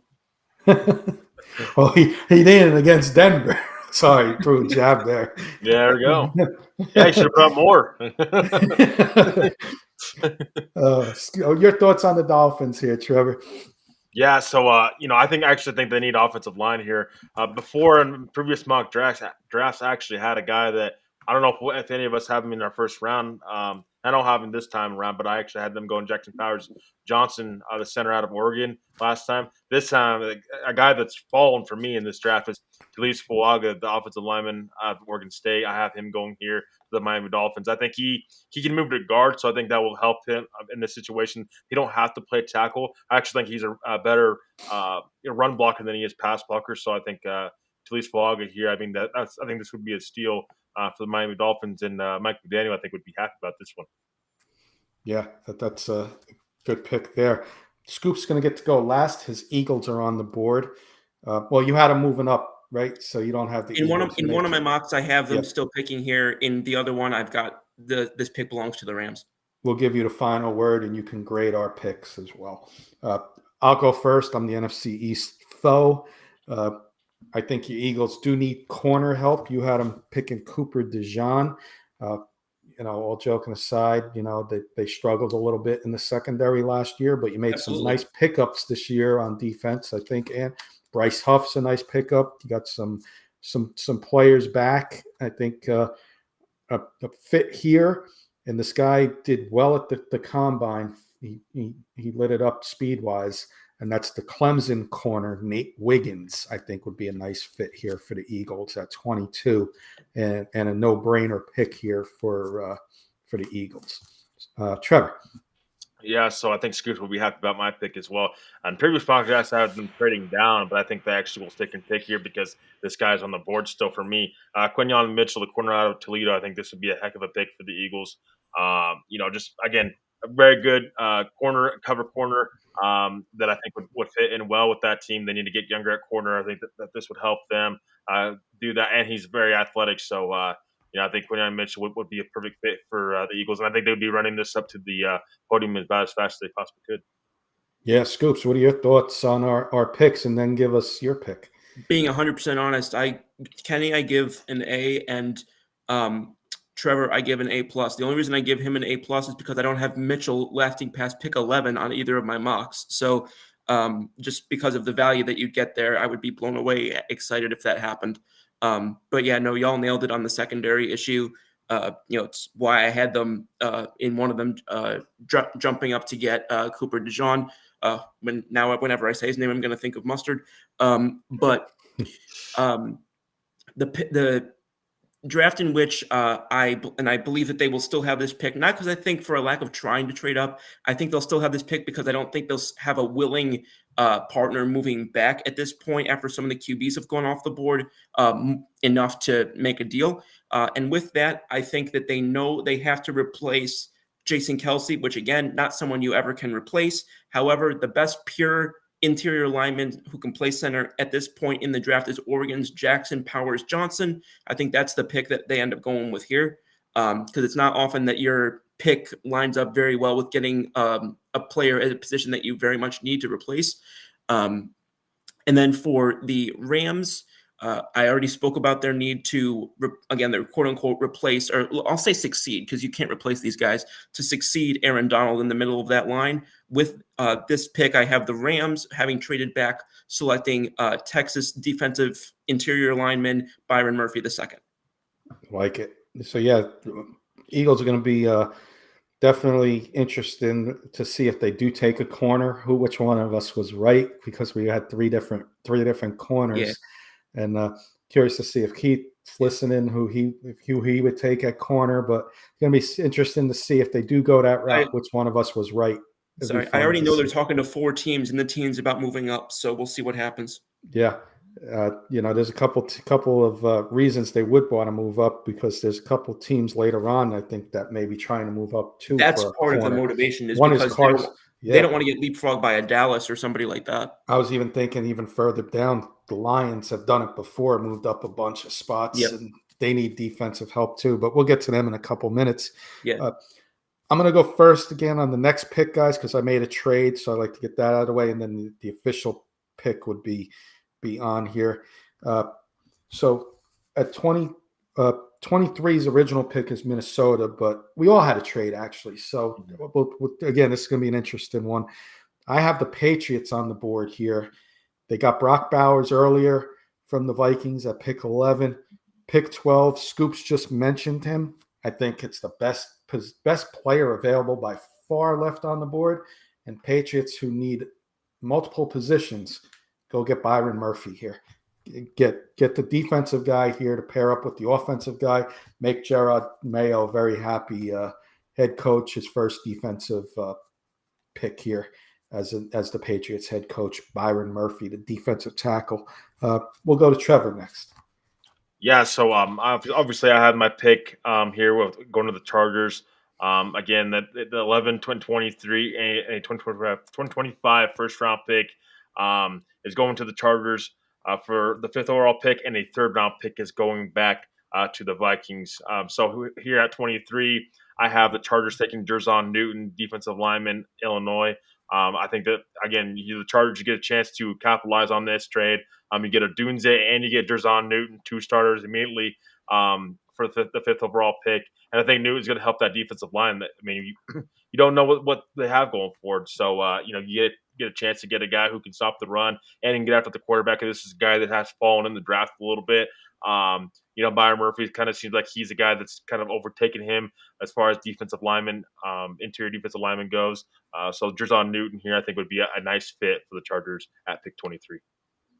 Nice. And Scoop, so we both got defensive tackles for our trade here. So which way is Scoops going with his trade that he made? Yeah, well, so both of these picks that I have got offensive players, but so the one in terms of what I believe is going to happen, every so often you get a team that has 2 picks in close proximity. You think they're taking a player at the first one, and they end up getting the guy that they wanted at the second one. That's what I have happening with the Minnesota Vikings here. They raced the pick in to take quarterback from Michigan, J.J. McCarthy at 23. And then in the other pick, in terms of what I would do, I've got the Arizona Cardinals on at this point. I think that they know that they have to protect Kyler Murray better. I think that they know that if they want him to be more comfortable mentally with staying with that mobility in his game that he kind of broke away from, they need to build up that line a little bit more. I think that they take the Georgia tackle Amarius Mims at 23. Keith has his corner rankings as Arnold, Mitchell, DeJean, then Wiggins. Interesting. So that's I would say DeJean Wiggins would be your best chance at 22 if that in Keats rankings. So that'd be my opinion because I think Arnold and Mitchell would go before 22. I would think 2 corners would be off before then. But hey, no, I don't see any problems with any of them 4. I think they're all going to be pretty good. It's going to be pretty hard to upset me at pick 22, to be honest. Yeah, I'm not the biggest fan of Wiggins. I think he's very athletic, but I think he's very raw as far as corner. I actually, Kenny, I think one of our last mock drafts, I had him outside of the first round.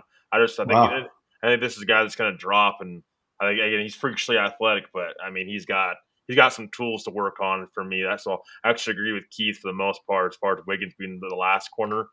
For me, Wiggins is definitely the last corner on my board for me. I mean, as far as with those guys, I like the speed Wiggins brings. I like the speed over some of the other guys who ran almost a 4.6. He's running just under a 4.4 in the 4.3s. That's what I like a little more about Wiggins than you guys. I would agree with that too, though, because I did have Arnold, Mitchell, DeJean over Wiggins. I do agree with those rankings as well. It's just 3 of them went before the Eagles in my mock. That's why I got Wiggins the 4th as well. I think he's very athletic, but to me, his tackling is a problem as well, and his run defense. So that's to me, it's not very good. I don't know if it's first round caliber. And if he does, he goes back into the first round, and he's not the greatest cover corner in my opinion either. So I think he's freakishly athletic and has upside. Don't get me wrong, but I think he's still pretty raw as far as a cornerback prospect. Fair enough. Scoops went last on the last couple picks, so let's let him go first on our NFC rival Cowboys. Scoops. I guess we got to be fair, right? We don't want to draft, somebody off the charts here in the 7th round pick here for them, but I would do that every day of the week if I could. No, I definitely treated every team as objectively as is possible with this. Now, in this situation, I know that Jerry Jones loves him some Georgia. So I already spoke about Amarius Mims. I think he will be the pick here. I think that they know that they've got to they don't have the line that they had when Prescott was at his best, when Elliott was running ham. And I think that they know they have to rebuild some of that. I think Amarius Mims has very high potential. I know that he's considered a little bit raw, but Dallas, to their credit, has been patient with a lot of their players, sometimes to a fault. So I think this is a really good situation for him. And I think that they'll let him develop. And I think that it'll work out in their favor, unfortunately. And then in terms of what I would do if I were them, I would be focusing a little bit more on some of the weapons because I know you're not going to be able to pay all the guys that you want to pay, CD and company. So I think that you're going to have to start grooming a replacement to be that sort of top target, that sort of Batman and Robin for Dak. And I think a great one to go after is staying in the same state is Texas wide receiver Adonai Mitchell. He's gotten some comparisons to T. Higgins. Despite of his size, he's pretty fluid. He's got solid route running grades. He's got some quick release and some of the stuff that he is a little bit criticized on, like playing the one-on-one balls and such like that. I think that can be improved, and I think that now that you've got somebody up there like, you've got somebody up there like their new offensive coordinator. I think they're going to be in a position to allow this guy to develop a little bit. And I think he'll turn into a solid weapon for Dak if that works out. Nice. Trevor, I got a trade here, so I'm going to go next. Go ahead. I got our friend Carson's Lions making a trade here. Detroit fans, I think, are going to be happy here. There's one corner left on this board that's first-round material. And we mentioned him a few moments ago, and that's Kool-Aid McKinstry. So I have the Lions moving up from 29 to 24. Cowboys moving back from 29, and then the Lions give up their late-round 2nd pick, and they get the Cowboys' 3rd-round pick in return. So I'm going to have the Lions picking Kool-Aid McKinstry here at 24. I would not be surprised if they even move up further to try and get a corner because that's a big need for them. So I would not even be surprised to see them make a big splash and move up even earlier than 24. But in my mock, I got them going with the Cowboys in this trade. Because they Yes. want to get ahead of the Packers, who I think are going to be looking at that position. That's what I wanted to add at the end there. Yeah, so I mean, I've went back and forth about Dallas. I think that I wouldn't be surprised, if they do want to move off Dak, would they even think about Bo Nix here if he's there? Or if McCarthy somehow fell this late, would they think about a quarterback here? No, but I mean, at pick 24 again, a corner I think would be in play.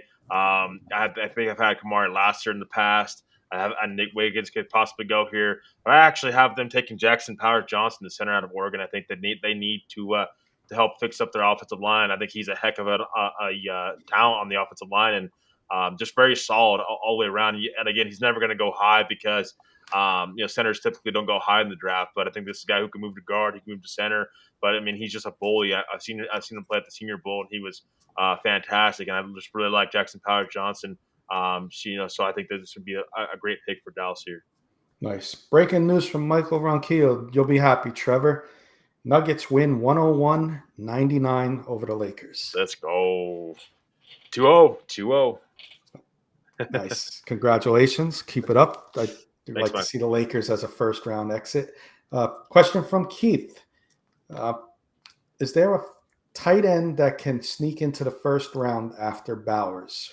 Scoops. Question was tight end. I'm sorry, there was a bit of a glitch on your sound. Yeah, tight end that can sneak into the first round after Bowers is the question. I'm not seeing it. I think the next tight end that's pretty consensus is Jatavian Sanders, and I think that he's got more of a middle second round grade on him. I think it would take a really, really a team that would really, really fall in love with him, I think, would have to make a sneak. And honestly, it might be this next pick here. If it's anybody, it might be Tampa Bay. But I'd be very surprised if that were the case. I would too. You agree or disagree there, Trevor?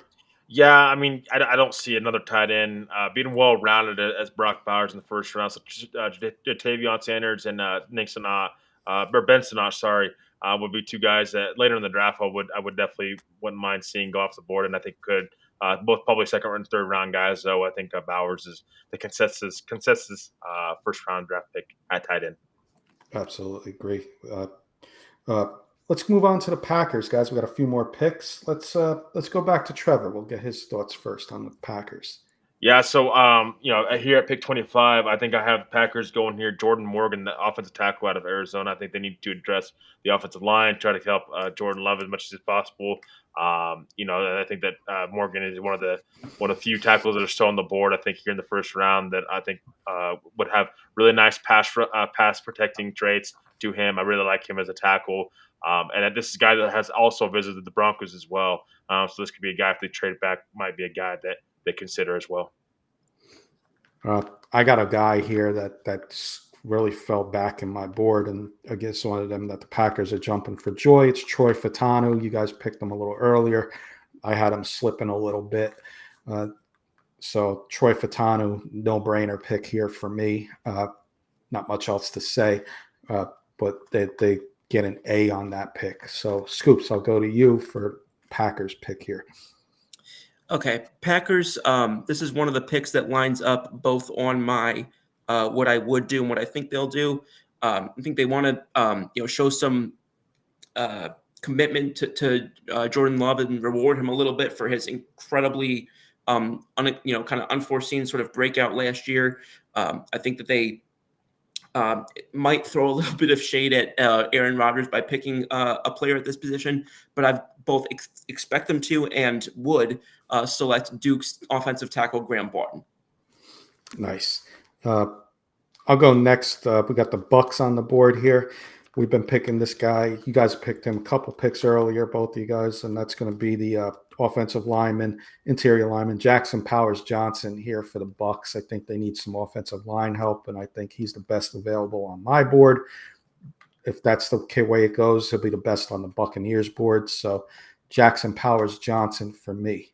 Go to Scoops. Pardon me.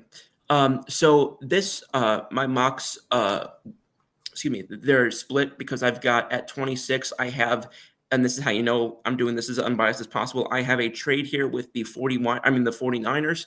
I've got them moving 31, 94, 124 from Dallas, and 132 compensation pick to Tampa Bay for this 26th overall, because I think that they see the teams that need corners, which is one of their few needs. I think they see teams that need corners ahead of them, and they don't want to miss out on their guy.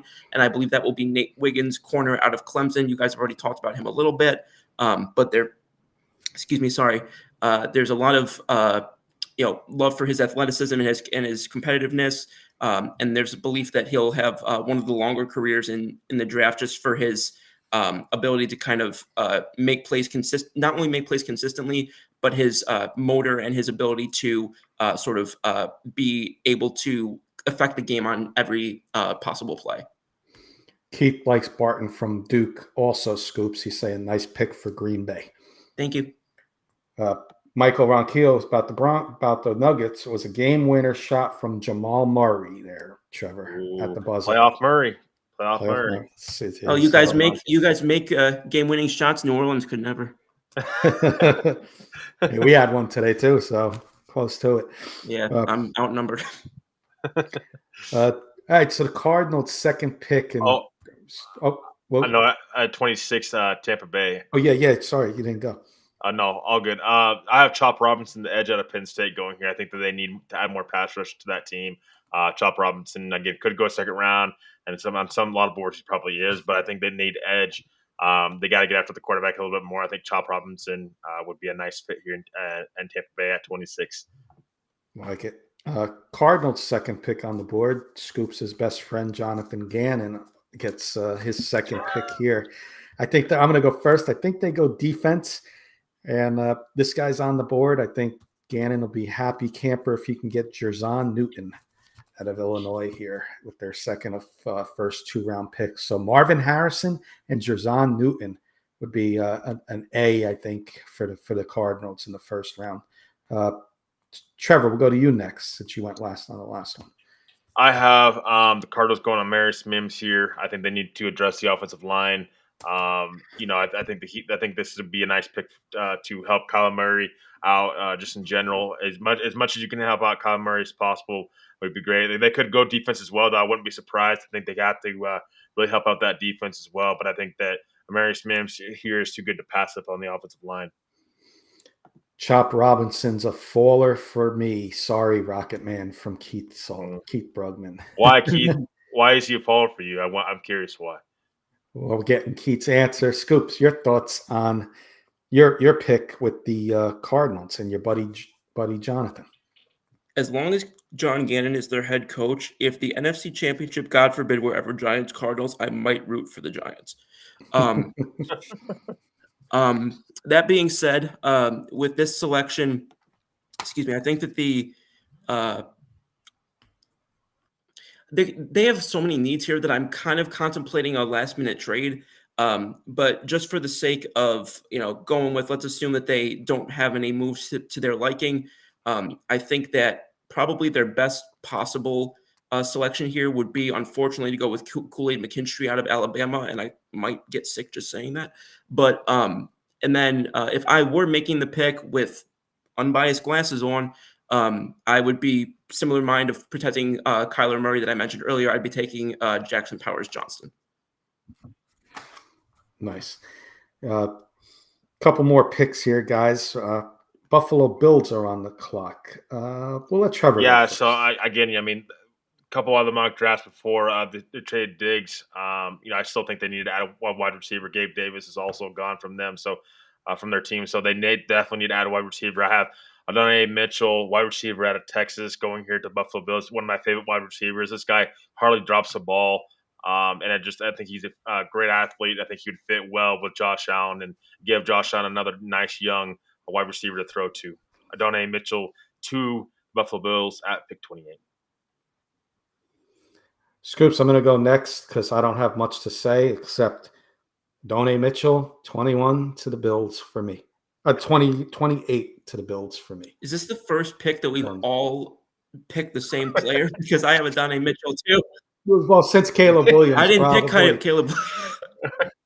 You didn't. Jaden Daniels. Yeah, went and on then to say. the one in the mock draft of what I would do, because he's off the board, I would take Kool-Aid here. Keith's answer doesn't like Robinson's size, but more importantly, his handwork and his ability to set up blockers. I thought he was great at the combine. I thought he looked very athletic at the combine. It's interesting. I think he's fine. I think what I like about him is he can get after the quarterback elite. He's very elite at doing that, and I think he's a great run stopper as well. So, I think he's a guy that could possibly be a riser in this class. But I mean, if you get him in the second round, I think it's a luxury for sure. Fair enough. I'm on the fence with Robinson. I think he's going to be at the very end, first round. I think he's got some ability for sure. So depending on, we'll see. Couple more guys, and we'll wrap up the show. Cowboys. I'm going to go with the Cowboys now. I'll go first because I made that trade. And this is going to be that one where people say, oh, why is this guy, the shock here? And I think this guy's going to be, unfortunately, one of the best interior linemen in this draft. But a lot of people got him mocked in the second round and even later. Like not really third round, but somewhere in the second round. And that's the interior lineman from Kansas State, Cooper Beebe. I think this could be a sneaky pick here for the Cowboys. I like this guy. I've watched him play Kansas State. He's a leader on the offensive line, and that's what the Cowboys need. I think he could be a sneaky riser pick here, and that's why they traded back. They knew they would get Cooper Beebe at 29 as opposed to 24, and they get an extra pick out of it too. We'll go to Trevor. Yeah, so pick 29, I have the Detroit Lions taking Nate Wiggins, the cornerback out of Clemson. I think Carson would be jumping for joy with this one. I think he's got high upside. His tackling, he's got ability. He's got to start being a better tackler. Got to work on his fundamentals. But I think this guy has too much upside for Detroit to pass upon, and they need help in the defensive backfield. So Nate Wiggins here going to the Detroit Lions at pick 29. And Scoops for the Lions and make Carson happy now. Well, I was just going to say, someone remind me, does Carson like or hate Michigan? Like Michigan Wolverines? Well, he's learned to like them. He's Michigan State, but he's learned to like the pros that are coming in because Aiden Hutchinson, you can't dislike him. Got it. Well, I asked because this player is from Michigan. It just happened that way. I try not to look too much into geographic connections, but it just happened to work out this way here. He's talked about as perhaps one of the pure best football players in this draft. Said that there's a scouting report here that says any team would want to draft this player regardless of need. He's got a great skill set, and a lot of teams say a lot about his intangibles and his reaction speed. And just his ability to master zone play pretty well off of his mind. And with that said, I have in both my mocks, I have cornerback from Michigan, Mike Sainstro. Yep. That's the right player. I'm sorry, I cannot pronounce that name. He was good in Michigan. Yeah. I mean, he's mocked. I think that's a nice one. I like bold predictions where people don't have late in the first round, like Cooper Beebe for me.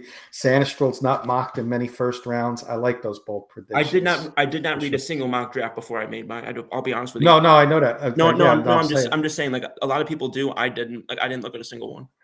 No, I like that. Like that pick there. I'm going to go first on 30 because I have a trade, and it's the Ravens to my New York Giants. And you might see me go ballistic, happy. Like you may see me do cartwheels. I'll try to anyway. Ravens trade to the Giants. They get pick 47, and next year's Giants second round pick. Giants move up to 30, and they get the fifth round pick as well. Michael Penix joining Rome Odunze coming to New York. Pair the teammates together, and there's my splash for the Giants in this year's draft. And Giants get their quarterback of the future in Michael Penix. That's a splash. I didn't want to be No. boring, and say, No, I'm kidding. I'm like, we want to make No, I know. splashes. So, will they come true? They usually don't, but maybe that 1 in 100 But the splash Giants will would happen. be. So, Kenny, I guess I'll ask this: do you think the Giants would be in play here around this pick to get a quarterback? Because I think they would be. I mean, for Penix, it's absolutely a possibility that they would be aggressive, make a Yes, move here. So it's yes. not a realm of possibility that they would do this. Yeah, I tell you why, because our GM has Yeah. showed he's aggressive. He's not afraid to move up, move back. He did that trade with he's made trades before. He's made splashes, so I could see it. I could definitely see it. Scoops, your pick here for the Ravens. And Keith wanted to know if he missed a few picks. He wants to know if anyone has a running back going in the No. first. I don't No. this year. Okay. So yeah, your thoughts, your pick here for the Ravens, Scoops. I made the trade with the Giants. I know you got the Ravens on the board. So I have in what I think is going to happen, I also have this pick being traded, and I also have it being Michael Penix. That being said, I have the trade being, that being said, I have the trade being 44, 77, 208 from the Chiefs, and a 2025 fourth rounder going for 30 with the Las Vegas Raiders and taking Michael Penix. Yeah. And then in terms of what I would do, I would not trade the pick if I were Baltimore. I would keep trying to add to as much as I can to support Lamar. I almost said Russell Wilson, Lamar Jackson, because he's they've been much better the last couple of years, but for a while he just had a dearth of weapons at wide receiver. So I would take Georgia's Lad McConkey for Baltimore if I were picking 30. Nice. I like that. Keith's giving me the Big Mover Award for the Giants. And a big shout out and hello from Miss Pearl over there. Thank you for hanging out with us, Miss Pearl. Follower of Rocky Mountain Sports, hangs out with Kurt on the Broncos show. Great to see you. You're just joining us. Be sure to tune in, Miss Pearl. We got the draft show coming up Thursday. We're mashing shows up and we're giving away a lot of stuff, a lot of Broncos stuff and Giants stuff, and even if like another fan comes on, we'll give them away stuff. But we're gonna have a bunch of giveaways. One of the smaller giveaways I'm going to show here is Champ Bailey Legend Series card. There, I'm going to put that in a nice frame for somebody. But we got a Terrell Davis football, Miss Pearl signed Terrell Davis football, and other giveaways too. So be sure to hang out with us, and you'll be eligible for that prize. And thank you again for joining us. Scoops doubles down with the Raiders. He's giving you props, Keith, as well. All right, Trevor. Is Penix going to anyone here, or is it going to be a Raiders pick? You guys definitely thought of getting Penix in the first round. I just don't see Penix being a first round pick. I think he's a second round pick. But those two teams, the Giants and the Raiders, are definitely two teams that I could absolutely see moving up for Penix. If any team's going to move up for Penix, it would be the Raiders and it would be the Giants, in my opinion. I actually think that Baltimore should stick and pick here too, just like Scoop said. I have Troy Franklin, the wide receiver out of Oregon, going here. I think you've got to give Lamar Jackson more weapons. I think that kind of showed in the playoffs. He just kind of lacked the weapons, and getting Troy Franklin here, I think would be a great pick for them. That you have Eric Flowers, but he's a smaller receiver. You need more. Lamar just didn't have enough. I think Troy Franklin, bigger receiver, 6'2", 176, tested pretty well at the combine. I think that he'd be a great pick for Lamar here, and get again doubling down and this year's draft, getting a wide receiver to help Lamar Jackson out for the long haul would be very important for Baltimore. And I don't think any of us are going to top this this comment from Keith. The pick is in. Draft show is going to be epic. Miss Pearl saying she will be there. Congratulations on the New York Rangers. Thank you, Miss Pearl. And I'm just going to make myself a little bigger here. I want to show her a Giants giveaway that we're going to be giving away too. So it's not just Broncos stuff, but we hope that you can win something there, Miss Pearl. That's Eli Manning, which I'm going to frame because he was a big part of our Super Bowl 36 win. That's game-used turf that was used in that Super Bowl. So just an idea. We're going to have a bunch of giveaways for some fans, and we hope you can win something nice there, Miss Pearl, and give you something Bronco-related for sure. We're almost there, guys. We're almost there. We got 2 more left, and it's the Super Bowl teams here. So 49ers, it's going to be one of those vanilla picks for me. Graham Barton's on the board. Graham Barton's going to be the pick here for me, the interior lineman from Duke. Trevor. Yeah, so I think that the 49ers, I think a big problem with them, and I think going through the playoffs and into the Super Bowl is they need a corner, in my opinion. And so this is a guy that I think that they would take a flyer on. I think Ennis Rakestraw, the cornerback from Missouri, would be a guy that I think they would take here. I think he's kind of a guy that's kind of flown under the radar a little bit. Maybe a little bit of a reach here, but I think that you get a chance to get a corner, you need to address the cornerback position. I think he's a pretty good run defensive guy, and he's a very good tackler. Also really good in man as well, and man and press. So would be a nice addition to that defense. They've got to make sure to shore up that defense a little bit. Enix Rakestraw, a cornerback from Missouri, is going here to San Francisco 49ers, say, at 31. Scoops, your pick here for those San Francisco 49ers. Mm-mm, I wanted to say that old commercial, Rice-A-Roni, that San Francisco treat. Except that I had this pick traded to Tampa Bay. So I think that, and my last 2 picks are the same in both mocks. But so in this one, I think that he's fallen too far already. I think, Coach Bowles, I think, is going to want a guy who can sort of lead the sort of rebuilding of the post Super Bowl defense. And Chop Robinson from Penn State, I think, is a great example of that. He's somewhat raw, but his athleticism is raved about. He's explosive consistently. And a lot of what he is believed to have lacked is a lot of scouting reports are saying that it's everything that's coachable. So, and I think that Todd Bowles is somebody who has proven he's very able and willing, especially to coach up defensive players who are a little bit raw. So I think Chop Robinson goes here to Tampa Bay at 31 in both mocks. Keith, you okay with 31 for Chop Robinson? Because Scoops is the only one. I'm the only one with Keith. I think he's going to be early second round. But are you okay with 31, Keith, for Chop? Because you didn't like Chop earlier when 26. He did not like him at 26 at all. He was about ready to fire me. So we'll see if he's okay with the 30s here. Trevor, forgive me. Did you go for the 49ers? I lost track. Yeah, I went for the 49ers. I went Ennis Rakestraw. You did. Yeah. You were the first one to go. All right, let's wrap it up with the Chiefs. Chop Robinson falls to the second for Keith. I'm with Keith, but I think it's going to be very early in the second, like Cardinals early in the second. Maybe even the Patriots early in the second. I think it's going to be very early in the second. But I agree with Keith there. But I think he falls. I will say, like for a team like Tampa Bay, that edge is a place that's a premium position. So if he's projected to go early second round, you just do whatever you got to do to get up there back into the first round. That was part of my logic there, is because it's an edge rusher. I think that it's one of those few positions where you're willing to kind of nip it and take it a little bit early in order to make sure that you get. Yeah, that's another reason why I took Chop Robinson so early as well. Is just take your guy. I mean, if you got to pick him a little bit earlier, do it. But if you believe in him and he's an edge rusher, a premium position, I would definitely take him earlier rather than just lose him in general. Exactly.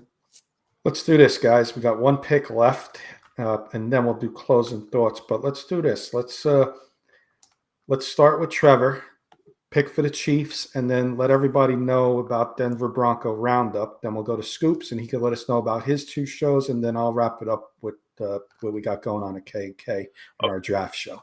And then we'll get our true closing thoughts. Okay. So I have one guy that's fallen on my board, quite a bit. But I think this is a guy that the Chiefs would be excited to have, and I think would help Patrick Mahomes out. Troy Fontenot, the offensive tackle out of Washington, I have him going to the Chiefs here at pick 32. The thing with me with Fontenot, I think his run blocking needs a lot of work, and that's why I have him kind of dropping in this class. I think he's a really good pass blocker, very athletic, no doubt about it. Had great combine numbers, but to me, he's a guy that I think needs a little bit of time to develop. He can kind of develop, or he can be thrown in right away.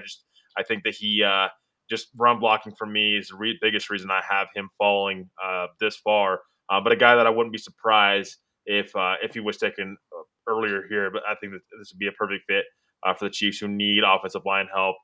They got Brown in free agency, so at wide receiver. So I don't think wide receiver would be a pick here, but certainly could be a possibility. So you got to protect Patrick Mahomes at all costs, and Fontenot would be my pick here for the Chiefs here at 32. And then Denver Bronco Roundup. Got a big show tomorrow, I'm sure, with the news today. So let everybody know out there who's hanging out with us where we can find you. Yeah, so you can find us at Denver Bronco Roundup on Facebook. You can find us on YouTube, Rocky Mountain Sports Network as well. We go on at 7 p.m. tomorrow night, Tuesday nights, 7 p.m. Mountain Time and 9 p.m. Eastern Time. And then we'll go on, me and Keith will have a show, and all of us will have a show on Friday night, 7 p.m. Mountain Time. Well, this week we won't because we have the draft, but in other weeks we would. 7 p.m. Mountain Time, 9 p.m. Eastern Time.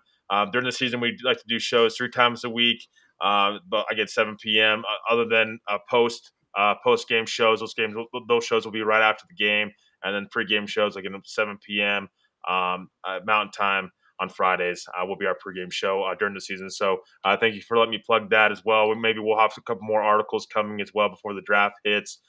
Truly appreciate you, Kenny and Scoots, for letting me plug this in, and Scoots for being a part of the Rocky Mountain Sports Network. It's truly an honor, and Kenny, truly an honor to have you on our shows when you can, and can't wait to have this amazing draft show. It's going to be fantastic and epic, and hope everybody out there listening will for sure join us, because it's going to be a grinded out 3 days, but it's going to be worth it, and we're going to have a lot of fun.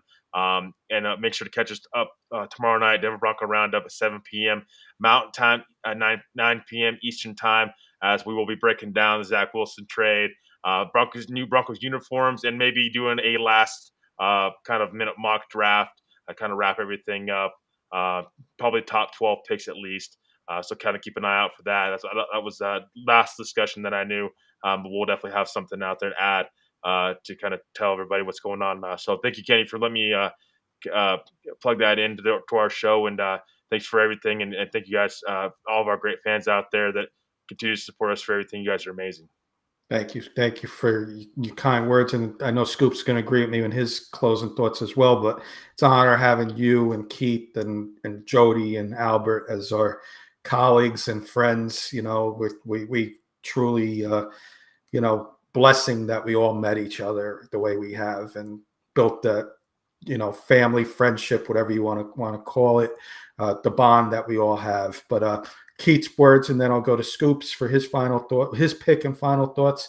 This show is truly amazing, gentlemen. Great work and super knowledgeable. Excited for Thursday. For me, you, Bronco fans, Giant fans, even Eagle fans, Scoops with the crying out loud emoji.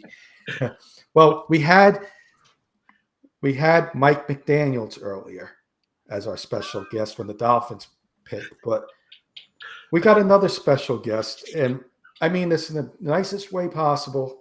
I see the resemblance.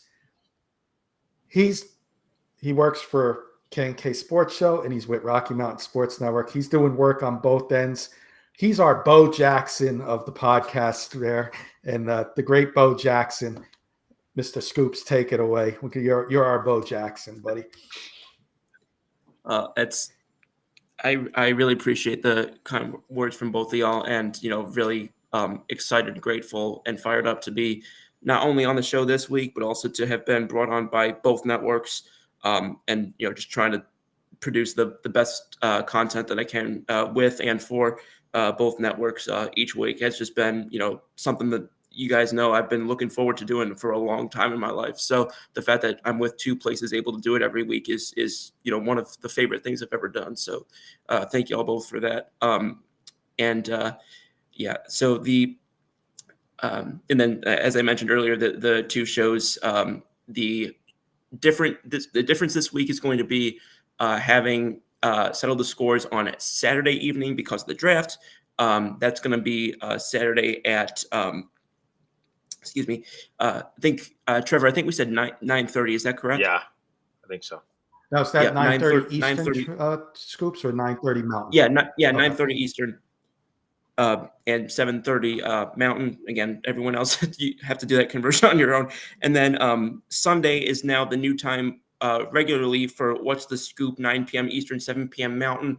That's going to be delivered. That's going to be indefinitely on Sundays, no longer on Saturdays. It's going to probably switch back to Saturdays at some point, but for now, tune in on Sunday evenings for What's the Scoop content. And with that, my final pick for Kansas City Chiefs, again, this is on both mocks. This is a pick where, Kansas City, it's pretty clear that they're just looking mostly for depth at this point. I think that they're going to go and try and get a new toy for Mahomes to play with. This is somebody who is looked at as more of a wide receiver 2 or than a low-end receiver 1, sort of a Christian Watson comp that I saw. There's been some high marks on his hands and on his competitiveness and just on more of his mentality with playing the wide receiver position. His route tree is considered pretty limited to vertical right now, but he's going to be able to make that work in the KC offense, I believe, with Mahomes and with Andy Reid. This player being Troy Franklin, the wide receiver out of Oregon. Nice pick. Scoops, you and I are on the same page. I think the Chiefs at 32, they just get Mahomes another weapon. Trevor mentioned Hollywood Brown coming over. I'm going to give you another speedster and just make it really hard for defensive secondaries to cover these guys and let Mahomes just throw it up, and then you got Kelsey down the middle still. Xavier Worthy, who broke the record at the Combine. You pair him up in Andy Reid's offense, this could be dangerous. So, just let him run deep fly routes and throw the ball up 30, 40 yards. Let him sprint to get the ball. This is it. I think it'd be perfect fit in Kansas City. A lot of people have him in the second round. 32 is like a second round for me, so I could see them taking a chance. But Troy Franklin type of player as well. But, Xavier Worthy would be the guy I would go with.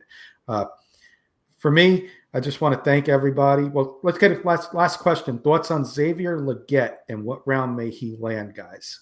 Trevor first, and then Scoops, and then I'll go. Yeah, I think just I don't know, something with what Xavier Legette really just kind of put him down the mock draft boards. I don't think he falls out of the second round, to be honest. I don't think it's too big of a drop off. I think he's a very athletic wide receiver. I think the drops are also a little bit of concern with him. But for me, again, I don't think he drops too far out of the second round. Scoops, you agree, disagree? I pretty much agree. And I talked a little bit about this on, I don't remember which show it was, but I talked a little bit about this recently, where just guys end up getting this. We get so caught up in these minute things that happen on a pro day or at a combine or whatever, and it brings guys down who should go higher. And I think that's what was happening with him a little bit. I think he got sort of like that. People talk about that bump. I think he got the opposite of that going into this draft season. I think he's starting to come back to mid-second, which is where I would believe, somewhere in that Carolina, Buffalo, Pittsburgh type spot.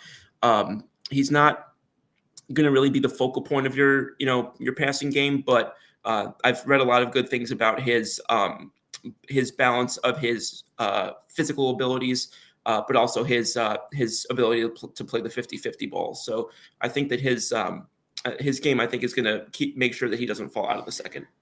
Real quick for me, I agree with both you guys. So middle to maybe back end the second round, maybe for me, and then be interesting to see who picks him. If they need a quarterback, you bring Spencer Rattler with him, and there's again the quarterback receiver combo might work for Spencer Rattler. So curious to see who takes Legette, because Spencer Rattler may drop a little bit to the third round. He could be a second round. You don't know. That's the thing with these drafts. You just don't know where these players are going to go. Like the quarterback, Malik Willis, a couple of years ago, supposed to as high as 3 goes in the third round. So going to be a blast to see. I want to get a couple more comments in real quick. Miss Pearl is saying this is a great group. Thank you all. No, thank you, Miss Pearl, for always listening and being part of, always being a part of Rocky Mountain, but also coming over to our family as well on K&K and joining us on Kurt's Broncos show and join us tonight in K&K. So we truly appreciate you. And also Michael Ronquillo saying, appreciate you coming on board on K&K from Rocky Mountain Sports Network, hanging out with Kurt on his show and all of our K&K shows. He's saying the wide receiver class is strong in the NFL draft, and Ladd McConkey will be the first wide receiver in the second round. That's a good prediction there, Michael. I like that. So Xavier Worthy was my pick.